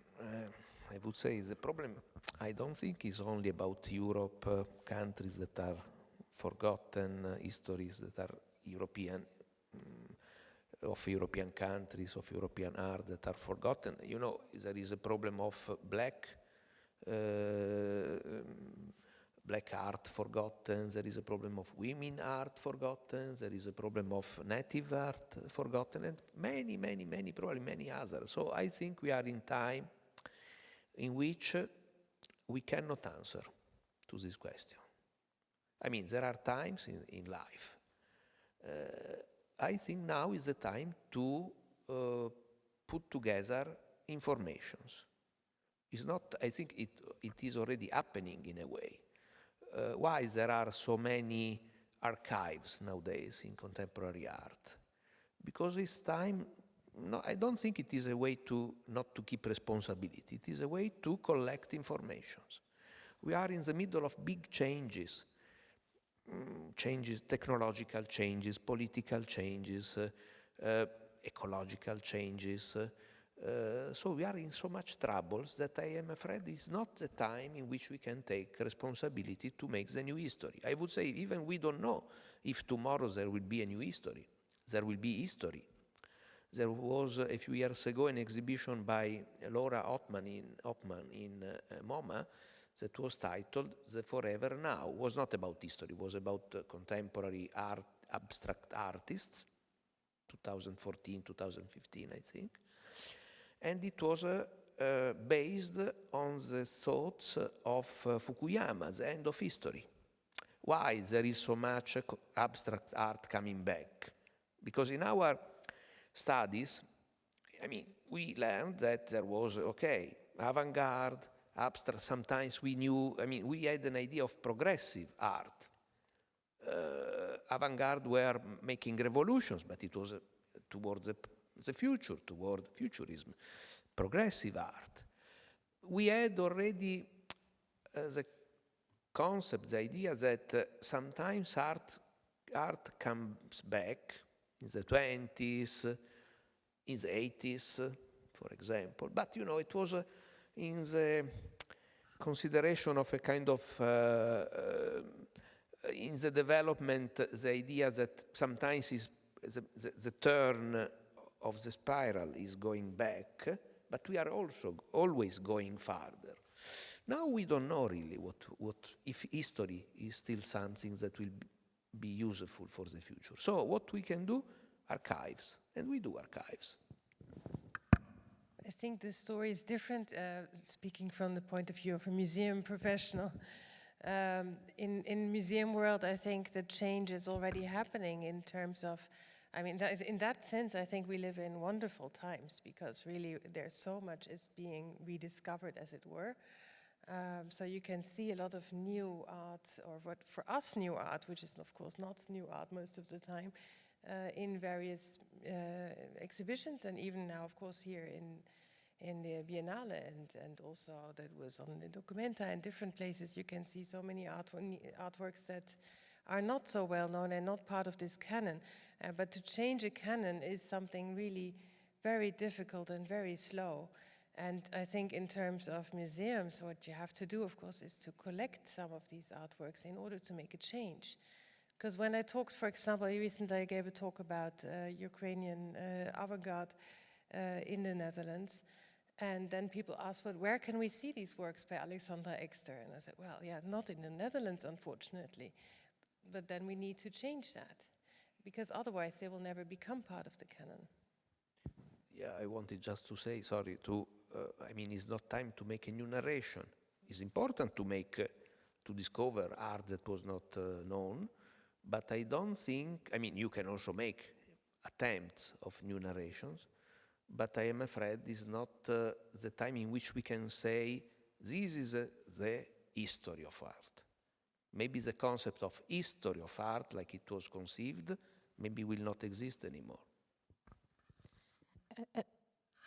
That's actually, yeah, okay, go on. I'm That's just actually gonna- something I wanted to ask further.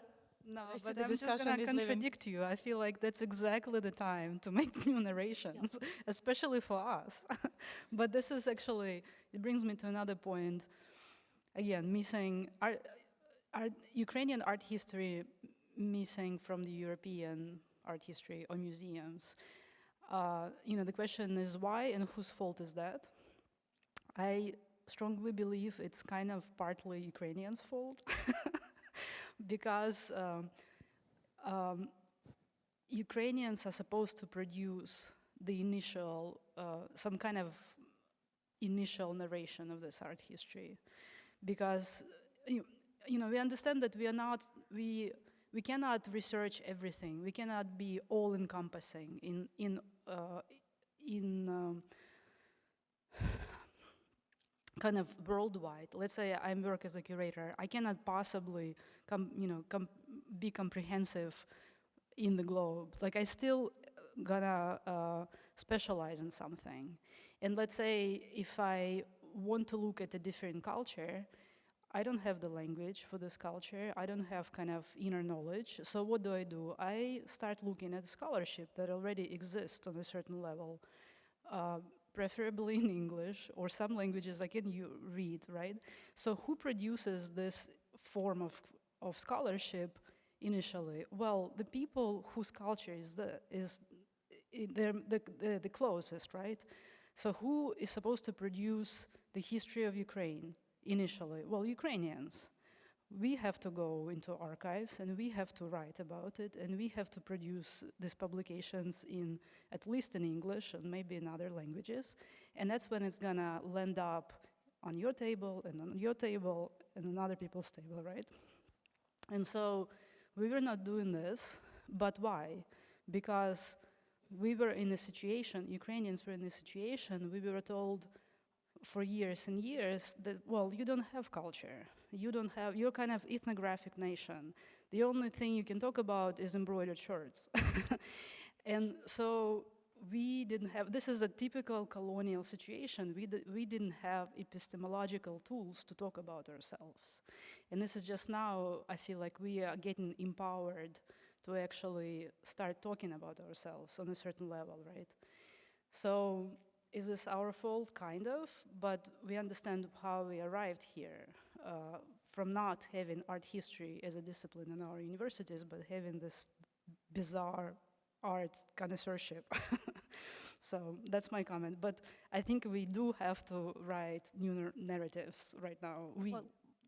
But this changed a lot in recent years, and actually, for example, Dovzhenko Center, the National Film Archive, they are doing a great job getting Ukrainian avant-garde films back to Ukraine, producing international publications about Ukrainian avant-garde, also Mystetskyi Arsenal. Ukraine is, as independent state, is 30 years old. We didn't have so much time to produce all this material. but still there are really decent cultural products and also bilingual. Tetyana probably would support me, I hope. No, I totally agree, but I think it's like the shift of the last, I don't know, 10 years, 15 years, still in the landscape of history. I mean, this is very recent, right? And I do feel like we started getting the subjecthood back in all sorts of ways, and in terms of talking about our culture. And I do feel like the current war is actually kind of the effect of our claiming the subjecthood back. I think that's when Russia became really scared that we are not going to be part of Russia anymore, right? And so yes, we've been producing, like the last 15, 20 years, we've been producing discourse about ourselves in our own words, like we have a voice. But it's kind of, let's continue.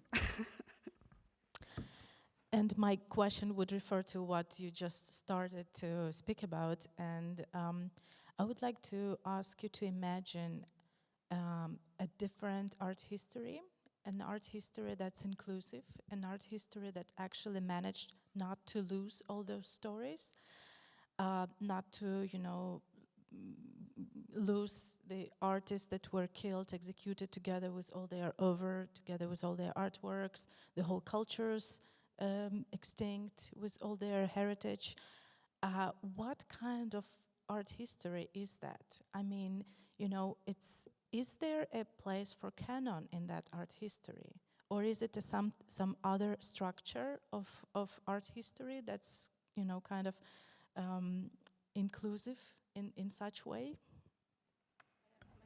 Say it briefly, but I personally don't believe in any kind of monolithic art history. Maybe that's what you're trying to say. We don't have, we cannot talk about art history in singular. That's just nonsensical. We have histories, multiple, and yes, fragmented maybe, but you cannot possibly be all-encompassing by being one person or one museum. So I think we need to, the way out is to produce more different stuff and having it kind of on a platter, and depending on who is interested in what, I might be interested in being a Ukrainian, I might be interested in early British photography, but I just cannot be interested in Polynesian art. I just can't. It's not because I'm a bad person. I have 24 hours in a 7-day week, and that's it. So just more histories to choose from. That would be my answer. Yes, I think also the canon is not something fixed. I mean, it is changing the whole time. Of course, there are many artists that are now part of the canon that were not part of the canon maybe 20 years ago. So, I mean, this is something that will just grow and grow, and also maybe some will drop out of what was the canon now or 10 years ago. So I think, yeah, that it will be a more inclusive art history now, because people are looking at art history differently now and are looking to include other positions. I mean, just if I think about, we were doing a re-evaluation project at the Stedelijk of the collection, and looking at, trying to divide works in categories A, B, C, and D. And then when you look at it 10 years later, because it's taken 10 years to do this, then you realize, oh, but we now think about it completely differently, and we can start all over again. Some works, for example, that we had from I mean, we don't have that many artworks from the Global South, but for example, we have some works by Indonesian artists from the 1940s. And originally those were evaluated as a category C, and now we would look at them as category A. Only we don't necessarily have the words to speak about it, because it is so different from what we know as European art history. Yeah, I would say canon implies rules, abstract rules in a way. So I wouldn't really talk about canon, because a canon can be, again, the same mistake.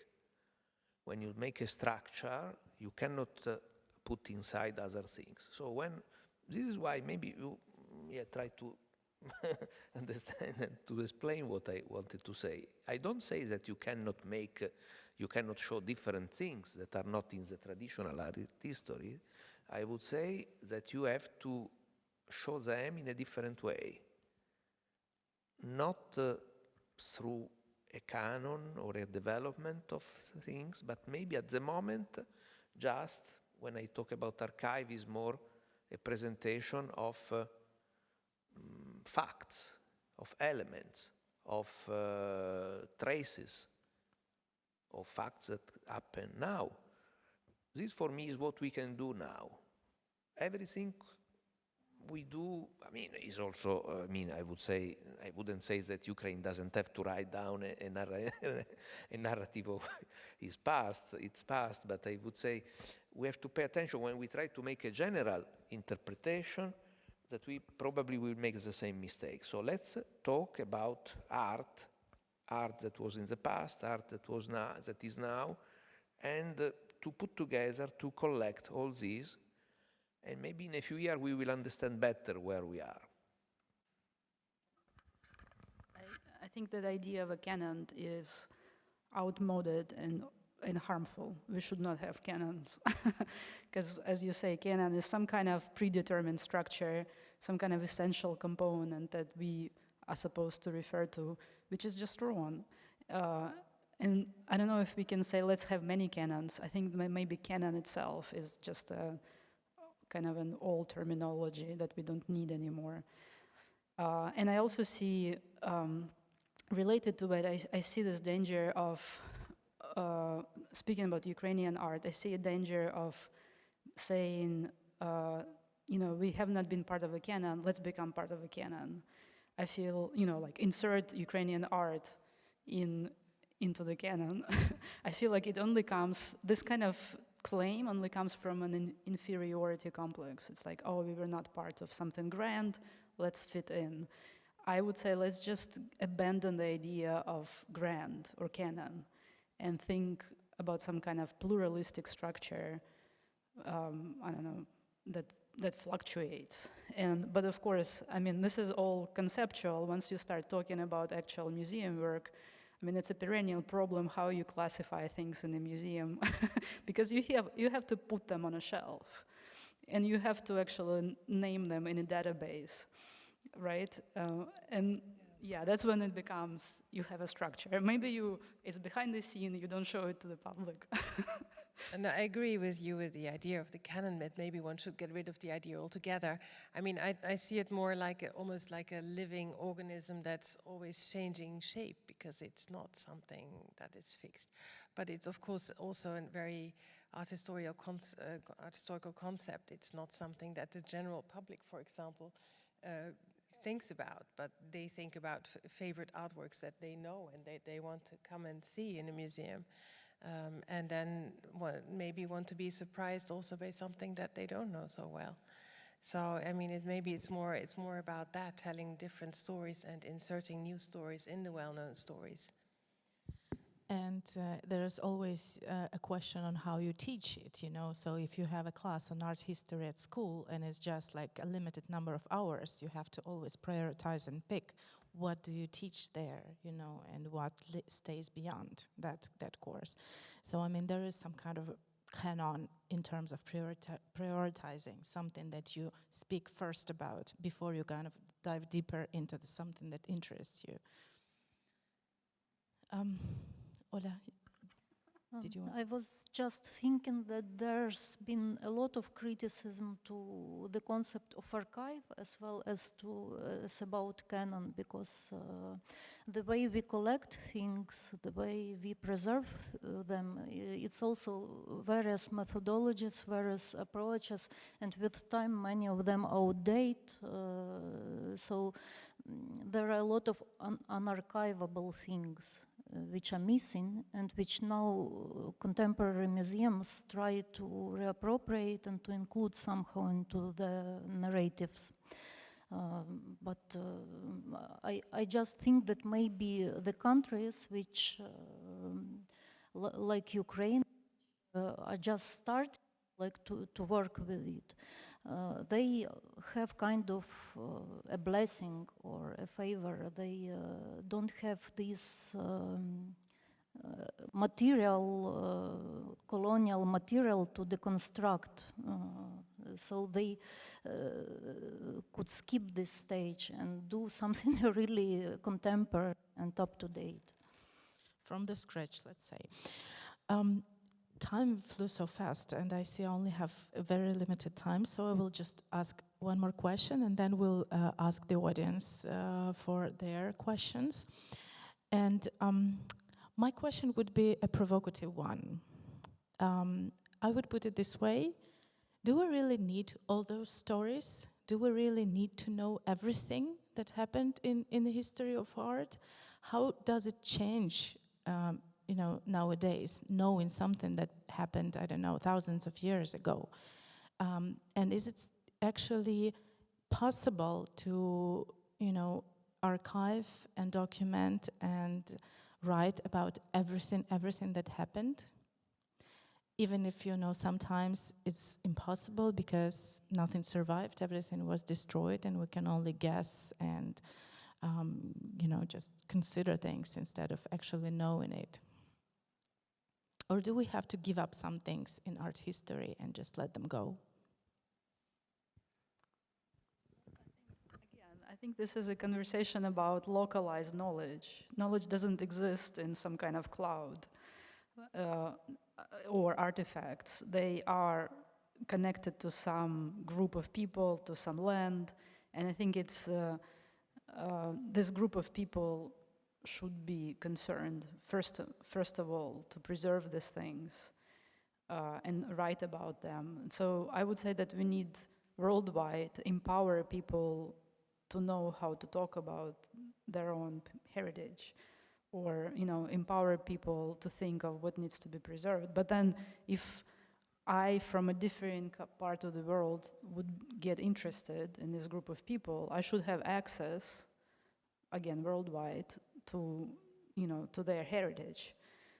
I think that would be, I don't know how else to design the system, because yes, of course, we cannot know everything, being, one person in this one body, living this temporal life right now.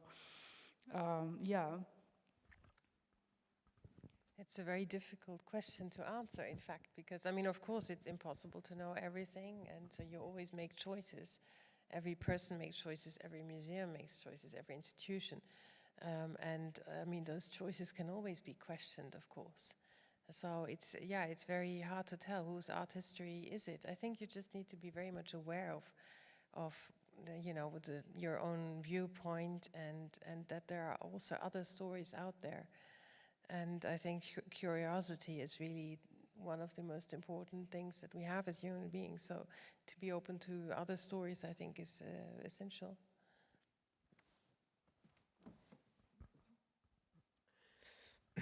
Your question makes me think that we are already in this situation. Even if we don't have already all the art histories, we are already in a situation in which we have so many informations that we cannot deal with them.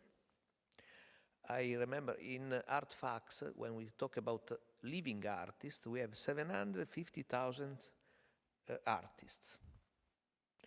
In the 50s, in Italy, there was a curator, Lionello Venturi, that knew and visited the studios of around 50 artists. He knew them very well. He knew also some of other 50 artists all around Europe and maybe USA. And he was a great art critic, not art historian. He was also an art historian, but in that case, was speaking about living artists. Nowadays, how can you deal with 750,000 artists? It's not possible.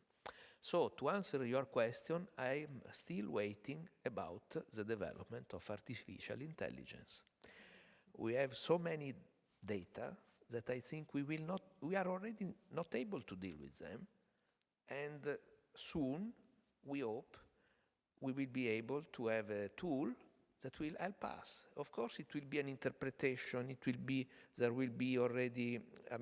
impossible to archivize everything, there will be a specific kind of, but we will find a solution that will not be anymore, I'm sorry, human, will come through a different kind of intelligence where we hope we still have a place. We hope we still have a place because we are not sure. But we have to find now the system how to be in this place. And we cannot deal with it.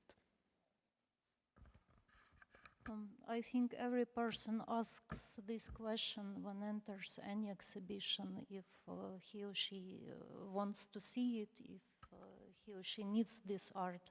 But with all this amount of information which we have these days, we anyway rely on some pre-moderated content. And it's the question of our trust, which institutions, which events, which museums, which publications we choose to get this information. So we in a way filter our access to the knowledge ourselves by having this system of trust, system of recommendations and so on. I think so. Thank you. I announced this question as provocative, and I don't have an answer myself, and I understand that sometimes I'm more curious about something than any of my colleagues, and I have to insist sometimes that, well, I think this is an interesting question, despite the fact that no one else is asking any question about it. So, but I truly agree that curiosity is one of the main drivers to kind of open something unexpected and unexpectedly big and important for us. And as we're approaching actually the end of this conversation, I would like to suggest the audience to get into the discussion with us. If you have a question, please raise your hand and wait until you receive a microphone, because otherwise we will not be able to hear you and the audience online will not be able to hear you. Yeah, so I see the first hand, Shahin. Thank you. Can you hear me? Yeah. Thank you very much for a really, really interesting set of presentations, and they brought up a lot, all about knowledge, but also about presence. What I came out of it, to a certain extent, and maybe there might not be a question at the end of this, but let me just put my money's worth down here, is that I felt the fact that all of you were in some sort of agreement that art institutions have a problem as always storing or are always storing up problems for the future. They don't seem to be addressing problems in the now. The idea of the canon is really interesting, because some of you have used the word truth, and I think it's a notion of, it's a site of belief that we think through the canon we have some sort of knowledge, that we have some sort of understanding of beauty, for instance. And I think to a large extent what I'm trying to get at here is that we are being sold knowledge to a certain extent through these premises, through these notions, these connotations. But what I do feel to a large extent is that we are here looking at this particular moment also for some justification of how the systems have been put into place and how we support them and carry on supporting them, how they're credited with our labor, and how they carry on illuminating a very specific European perspective of the world. Now, how do we stop asserting these claims? I felt rather sad to hear that Fabio was suggesting that we don't have time to make new histories. I really, really felt that we have, and you've then suggested secondly, we don't have time to make new narrations. So what the hell am I doing in this room? What are you doing in this room? Why are you even stating such a thing? It's such a stringent, absurd notion to place amongst us that is painful. If I am not in this room with you, and you don't have time to make a narrative about me, then I don't belong here, or you don't belong here. So I'd really like to take that on seriously.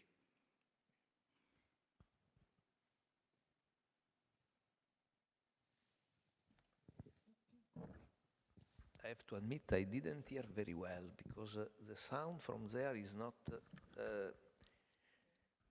But if I understood, I mean, it's not that I don't want to listen or to hear what I mean, other opinions or other points of view, or other histories. I just say, in this time, not me, everybody, it's not that doesn't have time, doesn't have the possibility to collect information and to create a new interpretation, a new narration. I think that we are in so big changes that don't depend from us or from the system, from technology, from politics, from many, that is like impossible to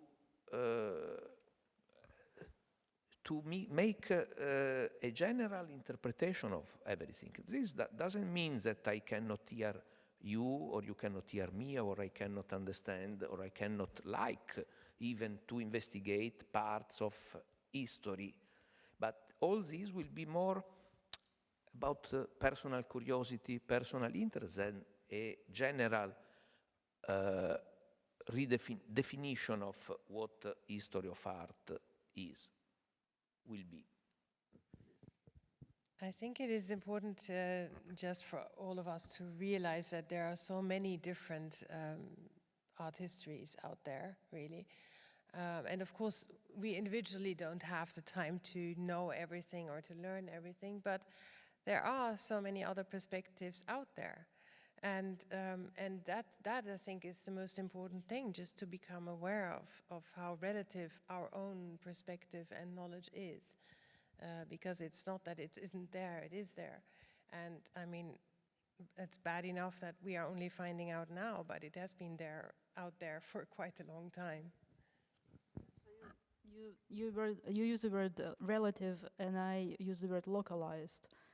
I feel like we all localized somewhere, and yes, relative. And just in general, through this discussion, I think we were constantly reverting back to this all-encompassing idea of all-encompassing. I think the idea itself of can we be comprehensive is imperial. Like even asking this question, can we be comprehensive? Can we be all-encompassing? Is there one art history? Is already kind of a wrong way of thinking about it. I gravitate towards localized knowledge of many, many perspectives, and which also means enabling people of different communities or cultures to speak for themselves. And I would be happy to have access to all these other perspectives. So it's all about enabling different voices and also access to those voices. I think that would be, I would think of that as a solution to this kind of all-encompassing drive for canon, which we can't have, right? I would like to remind about a lecture and a discussion with Madina Tlastanova that we had on this particular stage in September, while actually talking about the principles of decoloniality and how they are working now. And we came up with this understanding that decoloniality is a never-ending process. It is something that is not reachable. At least, we can't say that at this moment, at some point that we have done all the decolonial work. It's the constant process of changing, of emancipating from all kinds of violences and injustices and stuff like that. Yeah, so it's the process where you kind of, leave certain things behind, you change your state, but you face other challenges and overcome them. So it's like an never-ending process. And from what I hear in our conversation, and it's strangely we didn't refer to decoloniality so much in this conversation, but I think this is the moment where it enters, is that also kind of rewriting art history now is not writing another full art history, another canon of art history. It's just start constantly writing different art histories. And this way, I think we kind of meet the topic of our conversation and decoloniality as the general frame of this panel discussion, of this series of panel discussions. Well, at least from my point of view. Anyone else wanted to add something? No, thank you. We basically ran out of time, but if there is any other question or comment, we still, I think, can give it a few minutes. If no, then I would like to thank you so much. Thank you all the speakers for your wonderful presentations and a very live discussion. And we actually set up the question of the missing stories in the art history today, and let's say the the methodological issues. And tomorrow, our day will be dedicated to more, let's say, practical things or issues that come out of it, like how we do it in practice. What are the practical instruments and tools? And tomorrow we will hear the keynote lecture by Shahin Merali, and then followed by a discussion about the epistemic justice, which is another term that was already discussed on this stage again in September by Vitaly Chernetsky, an American scholar of Ukrainian descent, and we will speak about how this epistemic justice can happen in art history. Thank you so much to all our online users. With this moment, we say goodbye to you and see you all tomorrow. And for those who are here in person with us in Venice, we will have a break now for 45 minutes, and we will get back here at 6 o'clock to see an Italian premiere of the American documentary about David Hammons, an African-American artist who managed to actually create his own way to art history and become a prominent artist, not only to himself, but also to the whole generation of African-American artists. So thank you for your attention during this part, and see you all in 45 minutes, and we'll enjoy another part of the program. Bye.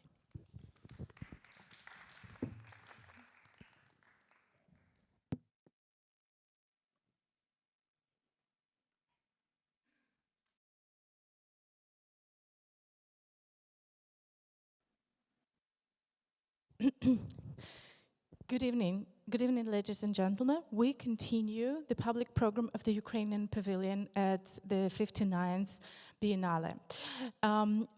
The first day of the program, which is dedicated to unknown art histories, titled Falling Between the Cracks, is going to be the screening of the film dedicated to the artistic life of David Hammons, African-American artist.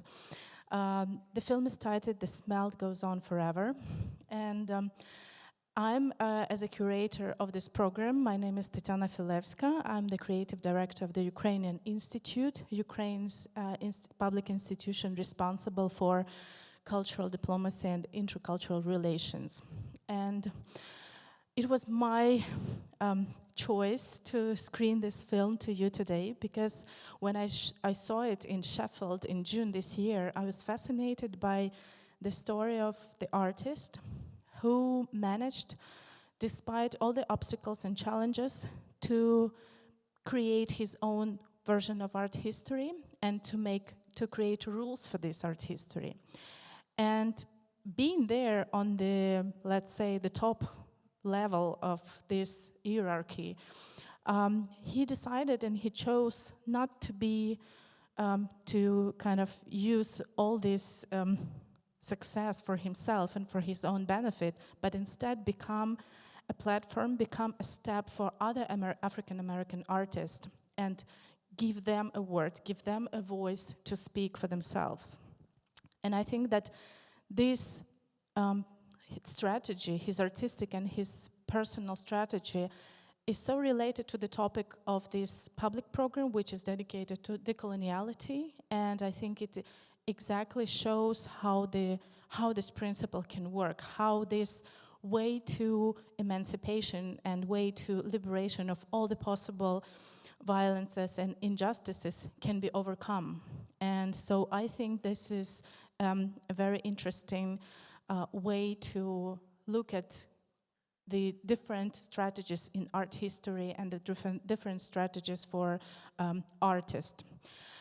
So I don't want to take any longer of your time, and we will start watching movie right away, but I just want to tell you that we have creators of the film coming here from New York, and we have Harold Crooks and Lisa Cortez with us. Thank you so much for coming. Thank you for making this trip over the ocean for this evening, for this Italian premiere. And after we see the film, we'll be able to ask Harold and Lisa questions and find out more from making the film and behind the screen. So now I will ask to turn off the lights, turn on the screen, and I wish you all a pleasant experience and a pleasant time watching it.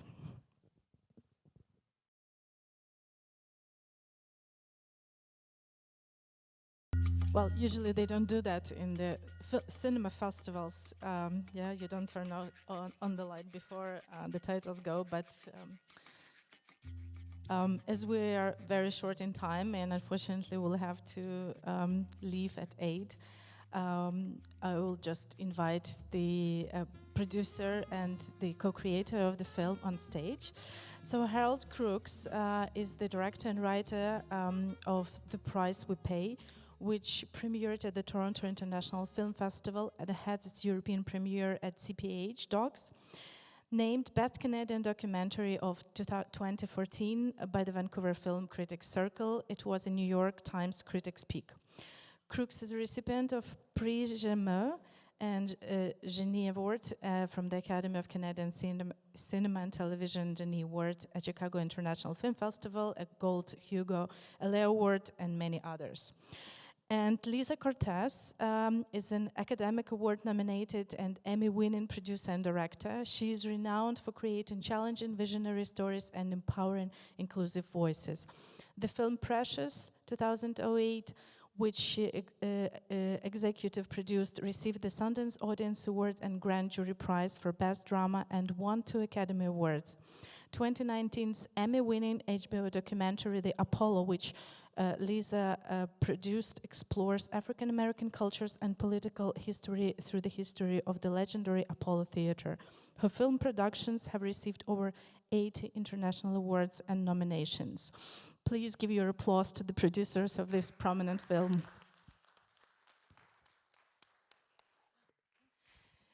Thank you so much for being with us and making this beautiful film, this beautiful story more visible and comprehended. And I enjoyed it so much, having already second time an opportunity to see it. Before the audience has questions, maybe you want to share some thoughts on the screening, on this opportunity? Well, Tetyana,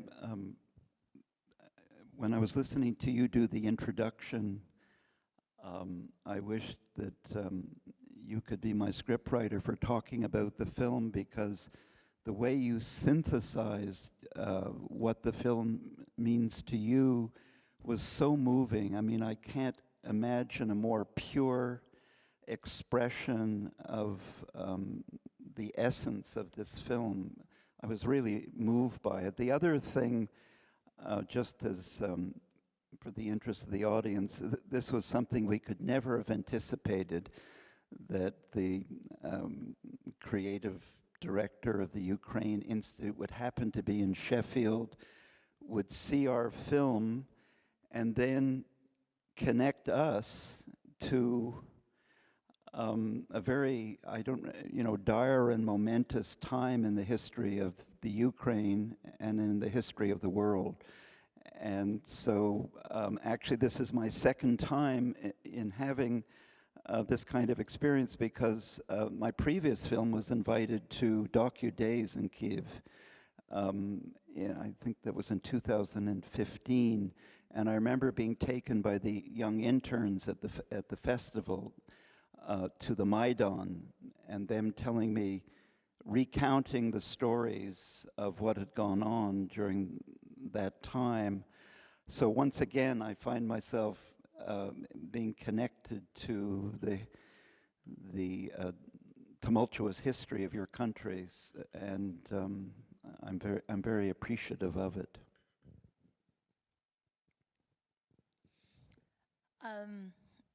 I have been thinking a lot about the role of art and the imagination, because when we lack imagination, I think that's when we find that we've painted ourselves into the most tenuous corners. And so, this film for me is about a great transgressive power that David Hammons has given to us to color outside the lines and for us to realize that outside the lines is where our voices are. And so, I think there's this interesting synergy between the art and agency and our being here with this film on multiple levels. So it's really fantastic for the journey of this film coming into the world to be here. And this is a process that Harold and his other director, Judd, have, it's close to 10 years to tell this story, and to tell this story in a way that honors David and his spirit at the same time, which I've always loved, kind of the approach of why we don't see David in an interview in this film, which I'd love for you to share with everyone. Well, from because at the core of David's practice has been his non-availability, his invisibility, and there are reasons why he would have adopted that posture that we can discuss, but obviously it has something to do with the position of Black Americans within American society. And so he this phenomena of someone who, through defiance, through disruption of the rules of the art world, and through his refusal to be co-opted, and there's an incredible illustration of that at the end of the film, kind of add up to something that the art historian Robert Ferris Thompson says about him, that one way of looking at his work is it's an art wager on a heroic scale. So, but to go back to your this thing about it, in order to make a film, it couldn't be at the expense of being disrespectful to his requirement of non-availability, tactical evasion, or invisibility. So we had to find a way to make the film, and in order to honor and respect his spirit, to figure out a way to do it without his participation in it. That was, for us, an absolute necessity. Thank you. Now, if you want to ask a question, please raise your hand and wait until you have the microphone so that we can hear you.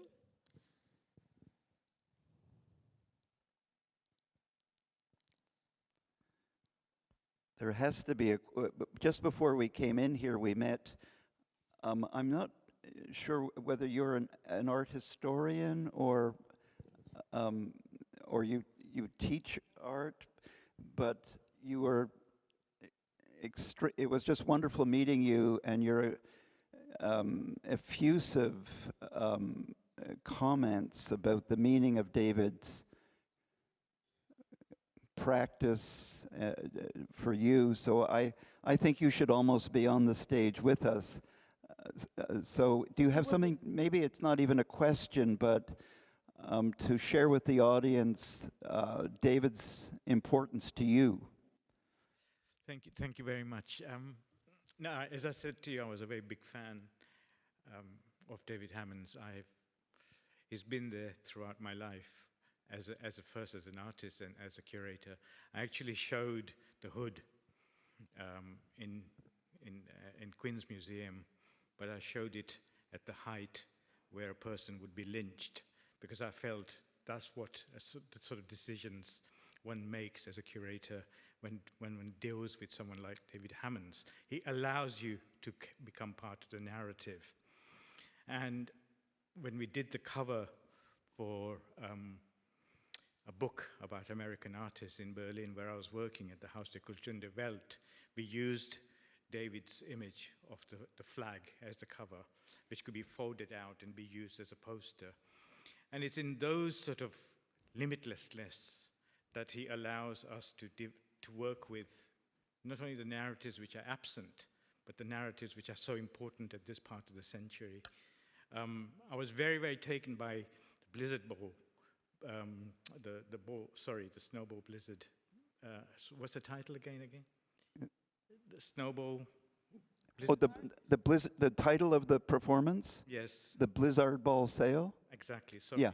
It went out of my head.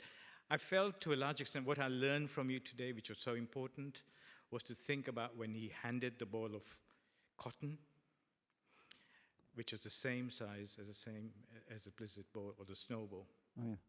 And I felt, again, here we are making links to how world history has been developed through cotton, through slavery, and through an artist who's been able to allow us to think about it again in such an amazing way.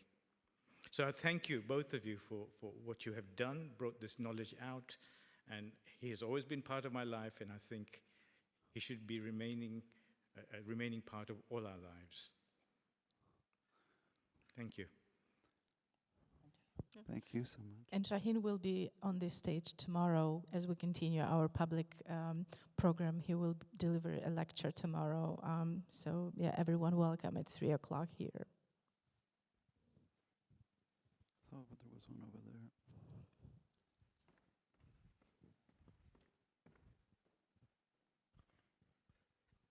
there. Thank you for this. I just had a question. Given that David Hammons works so much with found objects, it seems as if in making the film and you didn't have access to him, you had to engage in a similar process of just looking for the evidence in order to build this documentary for us, sifting through enormous amounts of material. And I wonder if you could just talk about that process a little bit of putting together the documentary with all of the found objects that you had to. Yeah.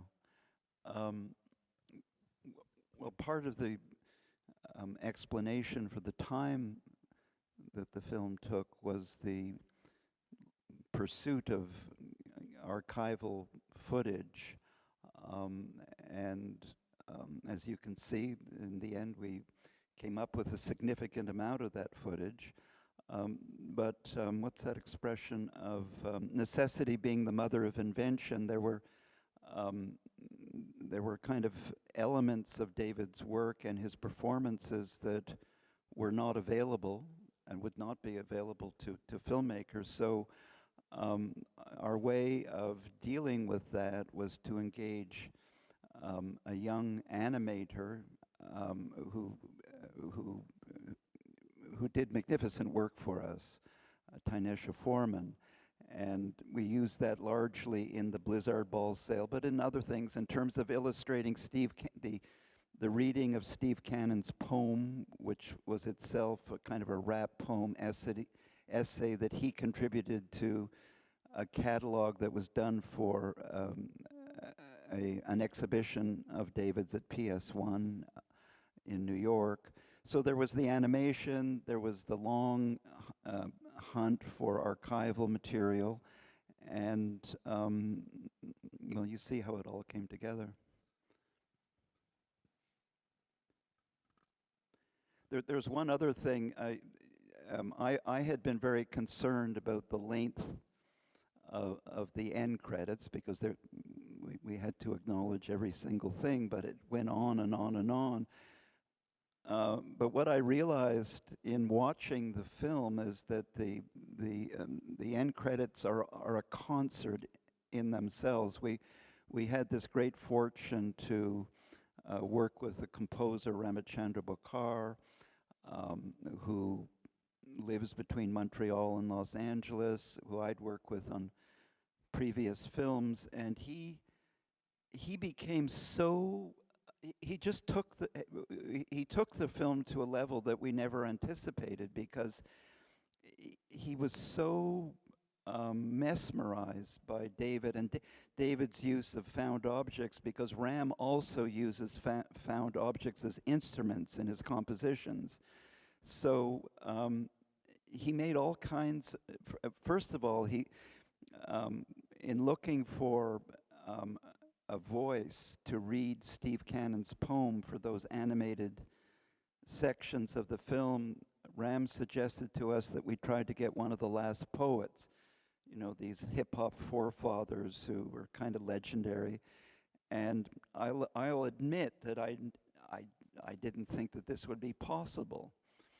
But Ram had actually worked on a previous film with another one of the last poets, and so he had access. And so, we got Umar Ben Hassan to do that reading that immediately took the film to another level. And then Ram also got some very significant jazz recording artists to participate on the soundtrack, in the recording of his score. And it seems as if a London-based label will bring out his score as a vinyl record, which was also something that we never imagined in actually embarking on this project. So in terms of the end credits, just sitting through them is like sitting through a concert. It's but for reasons of time, we weren't able to have that experience this afternoon. May I have a small question from my side? Do you have an update on how David Hammons actually feels about the film? Well, thank you for asking that. Thank you for asking. And we have good news to share. I think you can imagine there's always that trepidation when you're working with a living artist, how they're going to respond to this story. So I think it was this summer that a very close associate of David's reached out to our team and asked for a link to the film to share with him. And she reported back, what was his exact words? Her exact words. Her exact words about... This was a very long-standing representative of David's in the art world. David somewhere told, well, actually Kelly Jones, who appears in the film, he said, I am an artist, but I am not of the art world. And so in order for him to deal with the art world in a very practical way, he has this woman who is his representative in navigating and negotiating the exhibition and sale of his work. So one day out of the blue, she phoned after we got back from Sheffield for our world premiere, and she said that David would like to see the film. So a link was sent, and 10 days later or so, she left a voicemail message on my partner Judd Tully's on his phone, saying that David had appreciated the film and thanked us for it. So that obviously was a very significant moment in the history of our journey. And then there was, can I go on and on here? And there was something, recently we had our US premiere in Chicago, and Lisa was present for that. And in the audience was a photographer, an artist, a MacArthur Genius Award-winning artist who, for decades, had photographically documented the Blizzard Ball sale and many other performances that David did. And there could be no more insider in the inner circle of David's world than Dawood Bey. And he was in the audience in Chicago for the US premiere. And during the post-screening Q&A, he delivered the most moving testimonial to the film. And so that was like coming out of open heart surgery successfully or something like that. It was just personally a wonderful moment and a great relief. I can imagine. Well, thank you so much. I appreciate a lot this opportunity to show the film, to have you, to hear more than there was on the screen. And I wish the film has a very successful screening career and appreciation from the audience and from the critics. And just having more interesting stories. Absolutely. Thank you so much for having us and for this incredible, convening that's happening here. I think looking at the programs and the conversations, they're so necessary for us to engage in, and I think to elevate people's consciousness to who has written history and who is going to write the history that follows us. And thank you all for being today with us. The program for today is over, but tomorrow we'll continue at 2:30. We come back here. We'll see a short documentary about Ukrainian artists this time, and then we'll continue with the lecture by Shahin Mirali, and then we will have a discussion about the epistemic justice in art history. So please come back tomorrow and have a good evening. Bye-bye.